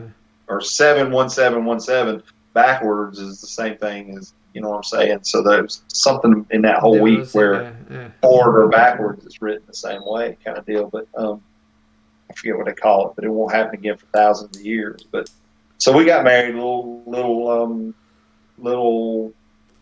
family only thing at the house, and had a friend of mine was supposed to be our minister, if you will. I guess he forgot and went on his business. They went out of town to work, and the family's all at the house, and my family and her family. We're all sitting there, and he's supposed to be at the house at like 6. I messaged him at 5 o'clock. I'm like, hey, dude, I need to send you the address, or do you know where we live, and this, that, and the other. And I get back this, I'm out of town on work. I'm like, really, dude? He goes, I'll be back in 4 or 5 days.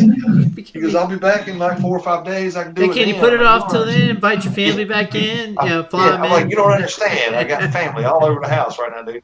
So he put me in contact with Brandy Hoover, is her name. She's a minister too, and her and her husband. I met Gary, I think, before, but some states a notary public can marry too. Yeah. So they drove over, and they she performed the service or whatever for us. So we got married. When I first met Tracy in 2011, so Tracy's got 2 kids. I had 3, have 3. Her son Colby and her daughter Riley. Colby, for the first year or so, I didn't really get to know him much because she'd only been divorced for a year when I met her, and he was young and couldn't deal with it, kind of thing. So he didn't really come around much. But sometimes it's hard. Over the next year, several years. So that's 2011 and 12. So over the next 5 or 6 years, he spent more and more time with us. And Colby came and lived with us. He moved to live with us December of 17. Right after Christmas, he wanted to move and live with us, and he did. And so what'll get me to kind of where we're at now. But he, the weekend of February the 11th, he came to us that Wednesday leading up to that weekend and said that his best friend, they owned a chicken farm, they had chicken houses and stuff, needed help on the farm. They were shorthanded. Could he spend the weekend there at Jacob's house and like help on the farm? So we gave him some conditions. We let him do it, told him if he failed a math test or did poorly on a test he took Friday, that'd be the last time he went anywhere. Well, I said February 11th, so that's a couple of days before Valentine's Day. The parents of his best friend didn't tell us that Saturday night they had a hotel room to let the boys have a party on the farm. So they let their oldest son was 21. He bought beer. A bunch of other kids I know brought beer too, but the State Bureau, after the fact, they didn't go after searching any of that stuff. They just prosecuted the family that had the party. And anyway, the oldest son bought alcohol. They were all kind of covered this with you said the friend he's probably still in prison now, but they went after the family as well, huh? Right. Yep. So there's 2 families involved, right? So there's the farm family, as I'll call them. They're the ones that had the party. Their son bought the alcohol. The boy that they were all drinking. Colby made the mistake of getting into another boy's truck with him to go joyriding at one or so in the morning, and they went out driving, doing whatever it was they did. They were driving back within, probably the football field's length of the driveway to turn back into the farm where 30-something kids are all standing around partying and stuff. Right. Evan wrecked the truck, and when he wrecked, when you don't even older people do it. He ran off the road to the right. It was dark, raining. He was speeding, jerked the wheel to get back on the pavement, shot across the pavement up into the trees on the left-hand side of the road, and he hit a sapling, little small tree that folded under the driver's side of the front of the truck. And that's how he got impaled. Yeah. Threw the truck sideways, and Colby went head first into a tree and killed him pretty much instantly. We hope it was instantly, but at least the coroner says it had to be really quick. Right. But so he died. I had written the first book, Keep Silent Service, in 2016. Just on the fact that that's it, right? That's it. So I'd written that book in 2016. And Colby's right here. That is Colby. Yes. So I had written the book, because I've always felt like I could write. I love military fiction and Tom Clancy and Dale Brown and all those guys, and I've read many hundreds of books, underway and stuff like that. So I figured I could try it. Well, I came up with the idea for Keep Silent Service, and I'd written it. And whenever you try to get published, you send off, you basically send out letters to call queries in the business, right? So you send queries to agents and stuff to try to find an agent that will want your book and want to publish it. This, that, and the other. When you get 40 or 50 rejection notices back, you get kind of tired of the time that it takes you. And because every time you send a query out, you think it's something you wrote in this little one-page thing that you're trying to get somebody interested. So you're tweaking it and you're changing it and you're getting people to read your query letters and, trying to make it so that somebody gets interested in your story. So I'd put the book away, and then for probably a year, and hadn't really touched it, done anything. And then when Colby was killed, in 2018, it was a little bit after that, I started trying to think how, as a step parent and as the husband to his mother, you want to help her, process grief, and you want to help her get, keep his memory, alive, the good part of it, not the bad part, that kind of thing. So I'd previously established a nonprofit that we raise money for military stuff, like, we do motorcycle rides and stuff, raise money for wounded warriors and other like local groups and stuff. So, and I see a GoFundMe account here as well. Right. For the same thing. So that's right. So that's going to be included in the link below, by the way, when we're done. So thank you. So I decided that, hey, I'm going to convert the nonprofit into what is now the Colby Haithcock Memorial Scholarship Fund, and 2, I opened up the folder where I had the manuscript saved for that book, and I went about the process of trying to self-publish. And there's a guy, I've given you his name. I've asked him to reach out to you too. Al Gattenby is his name. That I know of, there's 3 of us, me, Al Gattenby, and Carl Heckman. He went by Wild Bill. It's 3 Parchy guys that all have published books. Al's got like 5 or 6. But he's a cyber ops guy and writes like cyber ops fiction stuff. And Carl Heckman's book is basically how I survived the Navy without losing my mind, or something to that effect. Anyway, so Al, I'd seen all of his stuff and talking about self-publishing. I asked him a few questions, and I went about the Amazon Kindle process. It's called Kindle Direct Publishing.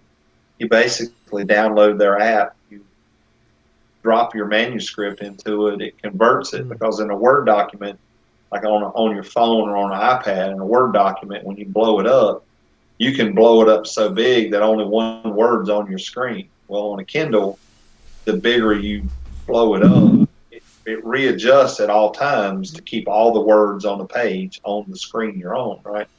So it has to convert it and all that stuff. And it turned out to be so easy that all of a sudden this program is asking me, do you have a cover? Do you have cover art? I'm like, well, no. They're like, well, try Kindle Cover Creator or something like that, right? It's just like walking you through it, right? Yeah, exactly. And I threw this picture on there. There's you can search them. Just search submarine flag photos, and you'll see all these pictures of the back end of a sail with the flag flapping, and you Right. can see the back of the boat or the sunset or whatever. And I used one of those photos and I dropped it on there, and I wrote "Keep Silent Service" and Dave Anderson on it, this, that, and the other. And I thought it was a pretty cool cover. Well, all of a sudden, this Kindle direct publishing thing says, "Congratulations, your book is now published and is available on Amazon." And you're I'm like, "Holy," right? I'm like, wow. So I thought, well, okay, so wow, that was super easy. So you get excited and you're like, "Hey guys on Facebook, I just published my book, Keep Silent Service, on Amazon, blah blah blah." Not realizing, I feel like I write very well, and I catch stuff, but when you've converted a book that had 2016 dates in it 2 years later to 2018, and I did that seek and replace, find replace function, find anything with 2018, make it 201 or 16. It doesn't catch all of them. It doesn't. It misses some. It does this, does that. Well, I published it, and I feel bad for the probably 20 the people dates was off. Yeah. that bought my first book, and all of a sudden I start getting stuff back. "Hey man, love the story, but the editing." Yeah, you got to check that out. Right. Yeah. So how many? 2 TWO, TOO, TO. So there's all kinds of rampant things of that. You know kind how of everybody's nature. so critical now in the internet age, Right. because everything's so real Exactly. time. Yeah. Right. So there was one of the guys that was on one of the boats with me, Liam Murphy, that basically took that first book and went through it page for page and edited it, showed me all the errors and this, that, and the other, sent me back a document, a Word document with the track changes. And I went page for page and fixed all of that stuff. So that fixed the editing in that one. And then I joined like some Facebook pages for authors that if you review someone's book, they'll review yours, or somebody will review yours. So all of a sudden I start getting back, the cover looks like you did it yourself. Like, well, no joke. Yeah, it did. Of course I did. That's a real Navy submarine photo that I use as a backdrop. Well, that cover you see there is a $487 adventure with a graphic artist company that specializes in making book covers. Yeah. So, so you have to pay that money but anyway, so I put that book out. I finished it. I got it to where it is today, and put it on Amazon, and it sells for I think $3.99 electronic and $13.99 as a paperback. Comes in a 6x9 book basically, and all the royalties go to his charity. Right, so I sell books through Amazon. I think you got the link or whatever, it was on there, but you can go on Amazon and search author Dave Anderson, find my ugly mug as a picture kind of thing. It's that picture that you showed of my 2 kids with me as young. That's the one I use on the author page on Amazon. But, so you can find the books there. I wrote that one, got it published, and I wrote the second one fairly quick. And the second book is more traditional Tom Clancy-like. It's the first book set on Wyoming because I was on the Wyoming and that kind of thing. The other one, second book, is set on Greenville because I was on Greenville. But what made the Greenville great was we talked about the whole ASDS program. So in the second book, and we talked about the explosion in part 1 on ASDS and how that program got scrapped. Right. In the second one, retired Navy SEALs get private funding. They build their own ASDS and then they lease it back to the military to do ops. So the Greenville takes the new and improved ASDS and a squadron of SEALs. Which is an interesting twist, yeah. Right. Into Indian territory, and they go and do the things they do in the books. I won't give it away, but I used kind of like my creative mind to extrapolate the things that we worked on in my budgeting tour and made, unreal weapons, that kind of stuff, things that aren't true to my knowledge anyway. and now tie the books together, because in Keep Silent service, I won't give it away, but there's a program called Silent Scream that was on the Wyoming they were taking it out to sea to test it, to do tests with it. Something happens in the book, and the captain decides to use it for real, and he deploys it. And the premise is it attaches to other countries' submarines. And if you listen to it on sonar, it just sounds like biological noises, whale, dolphin, whatever. But if you have the receivers with the right algorithms and the right encryption stuff, you can track them.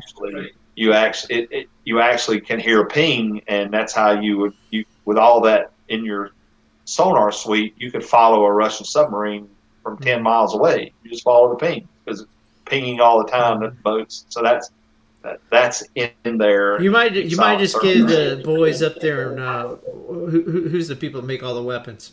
I forget their name. You might have given them an idea. Heck, they might have something like that. These Virginia class. But so at the end of book one, MIT. That's what I was thinking of. Yeah. At the end of book one, because it works so well in the situation that happened in book one, the SEALs are put into Russian Navy port waters to secretly plant these on all their tridents and this, that, and the other, and that kind of stuff. Yeah, so there's all kinds of little made up things that are in there to make it fictional. But the big thing about the books is there are a lot of sea stories in there, a lot of mine, a lot of stuff that happened on the boats I was on. But in book two, I asked a bunch of Facebook pages, hey, give me your sea stories, and if they're really good, I'll put them in the book. So there's other people's sea stories in it too. But I know we're running out of time, so all of that, so all the royalties and stuff go into his charity. We're doing a lot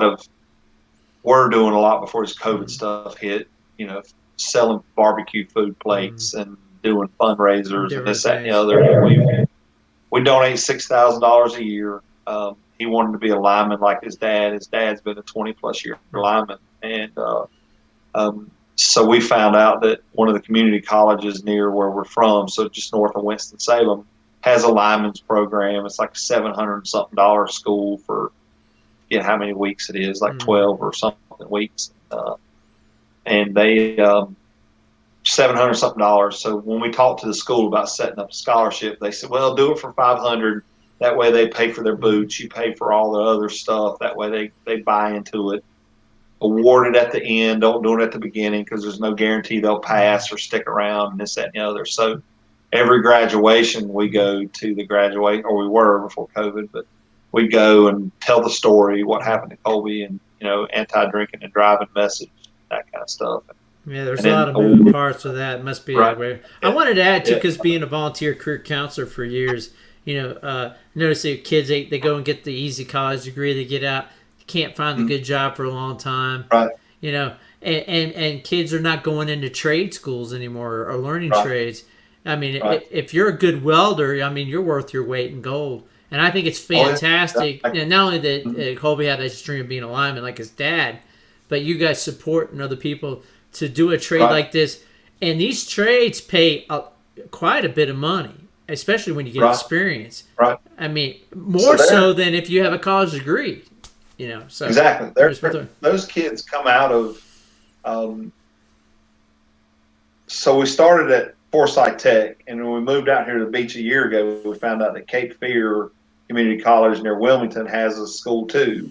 So we do 400 or 500 at Forsyth. We do 400 or 500 a year at Cape Fear.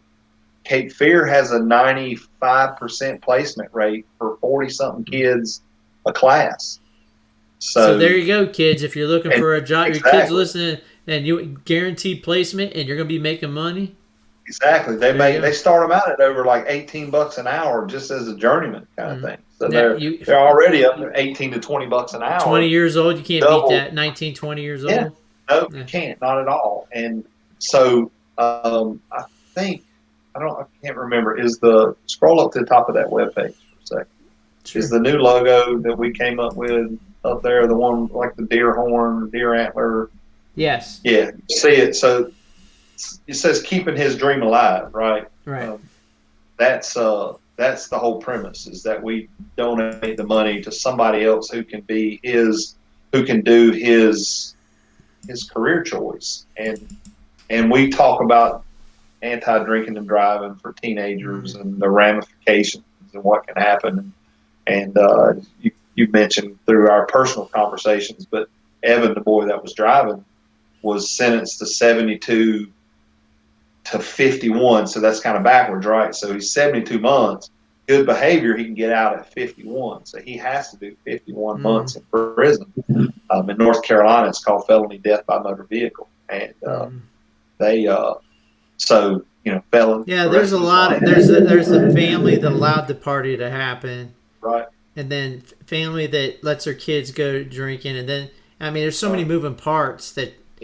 And that's why you got when you're a young person, you need to take the time to think about before you do. I mean, me and you certainly did our share of mistakes at that age. Yeah. I ain't gonna say we were saints, because I certainly wasn't. But by no means. In a second, you can change. You can either be dead, or you can change a lot of people's lives forever for the bad. Right. So, the net result is obviously a 16-year-old boy loses his life. My wife loses her son. She basically lost her daughter because she hasn't spoken to her since the funeral because she blames her mom. The family who had the party, they're losing, money and monetary stuff. Their lives and their changed kids forever. that kind of stuff. So insurance-wise and lawsuits and that kind of stuff. The driver's family, he's in prison, so they've lost a lot, all that kind of stuff. Friends, I mean, untold numbers. I mean, at his visitation at the church before his funeral, the line was wrapped around the building. You just don't know, as a parent, you don't know how far your child reaches. You know what I mean? Because you don't see that. You can't see it. You can't know. And unfortunately, your 40-hour-week job, you just don't see it all the time. Yeah, exactly. And unfortunately, you learn this in the hard way. You learn how.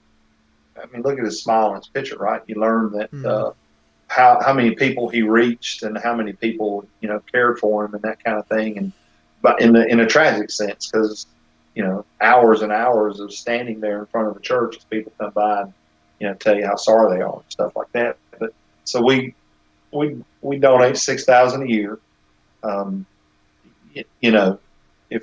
If you're out listening or whatever, I'm not asking you to donate. You can. We'd love for you to. Buy the book. If you like to see stories I've told and stuff like that, try the 2 books. I make a couple of dollars that goes into the charity. The more people I buy, the better that is. If I become a bestseller, then our charity's funded forever, right? Just through the books. Right. And so. And you're giving the talks to young people and their families as well too. And I was scheduled to do. I got in contact with the sheriff's department out here in Brunswick County after we moved out to the beach, and I was going to go to the schools and start doing conversations about drinking and driving right before the prom, right before graduation and stuff like that. Well, COVID hit and that all went away, and they don't have school right now. So, but I offer to talk to people all the time to try to do it, and as much. And I'm here talking about it. One, Tracy can't talk about it. She just can't. She does her best. When we do go to the graduation, she comes and she'll stand in the back, and she just can't talk about it. Yeah, it's hard. It's too heartbreaking kind of thing, And, so I try to be the spokesman for her and try to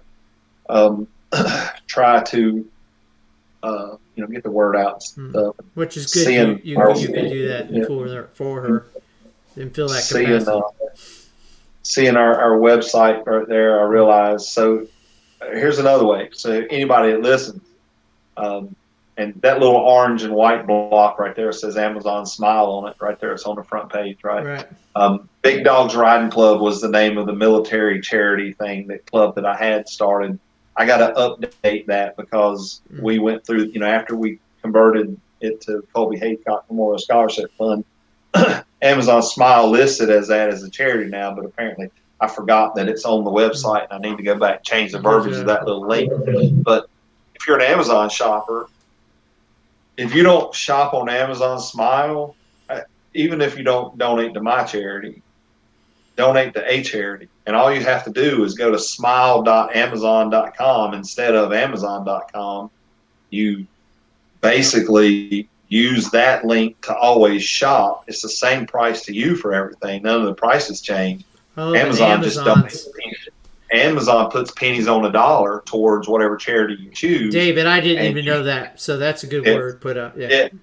And you can choose Colby Haithcock Memorial Scholarship Fund. That's what it's listed as now. And it pops up. And, every once a quarter they dump $20, $50, depends on how many people are doing it. But, it literally is only a couple of pennies on every dollar, but every penny counts. Yeah. Right? So there's ways that people can donate without actively opening their wallet and sending $100. You can always shop through smile.amazon and dump pennies at a time. You can buy the 2 books. And then my website, you can go through my website, which is submarinebrotherhoodapparel.com and order books there, and I autograph them and put little funny stories in the beginning of it if somebody I know or something like that. But, brother, we're kind of running a little long, so need to wrap this up. Yeah, I have the same problem. But I tell you what, this has been a great 2 podcasts we've had together. I want everybody to go to Colby Haithcock Memorial Scholarship.com. And if you shop on Amazon, like you said, put smile in front of everything you do. A little bit of money helps him out. You can hit up this fundraiser he's got as well. And definitely buy his book. You get a book out of it. You said if you go to the website, we're going to put all these links below, and he'll personally sign those books and send them out to you. So you get a book too on top of donating and helping a good cause like this, which is helping kids with a great trade, which is a positive is coming out of a negative here. Lieutenant Commander David Anderson, it's been a pleasure. You've done it all. Listed man. Enlisted commissioning program to officer, amazing stories. We've really appreciated having you here on the TheSubVet.com, and you're welcome back certainly anytime. Maybe might bring you on as an advisor as maybe some submarine event happens or whatever. But it was a pleasure speaking to you, sir. And we'll let you have the last word, and we're going to close it up for the night. Eric, I really appreciate the opportunity. Obviously, any chance to get the word out. If you listen to all the both 2-hour parts to get to the end to hear the most important part of that message, is that one, drinking and driving is a bad thing. Kids, teenage, underage drinking, they just don't have the wherewithal to process and survive and those kind of things. Please keep people, if you know somebody, keep them out of that situation if you can. I have had a great career. I appreciate you giving me the opportunity to share it with everybody and tell some funny stories. I hope everybody got a laugh out of it. I'd love to come back on in any capacity. So I'm always here. Just send me an invite, and I'll be sure to jump on with you. Everybody, Navy-wise, I've been stationed with, my career would be nothing without you. So love you all for it. You're all my brothers and sisters and that kind of thing. And thank you again. All right. This is Eric with TheSubVet.com. Remember, if you would like to come on and advertise a book or tell sea stories like David just did and have a great podcast like this, maybe we can learn about you, your situation, your submarine career, and what you've done post-naval career, please email me at thesubvet@gmail.com. But other than that, this is Eric Ryle with TheSubVet.com, and it's 13 green and go, and have a fine Navy day.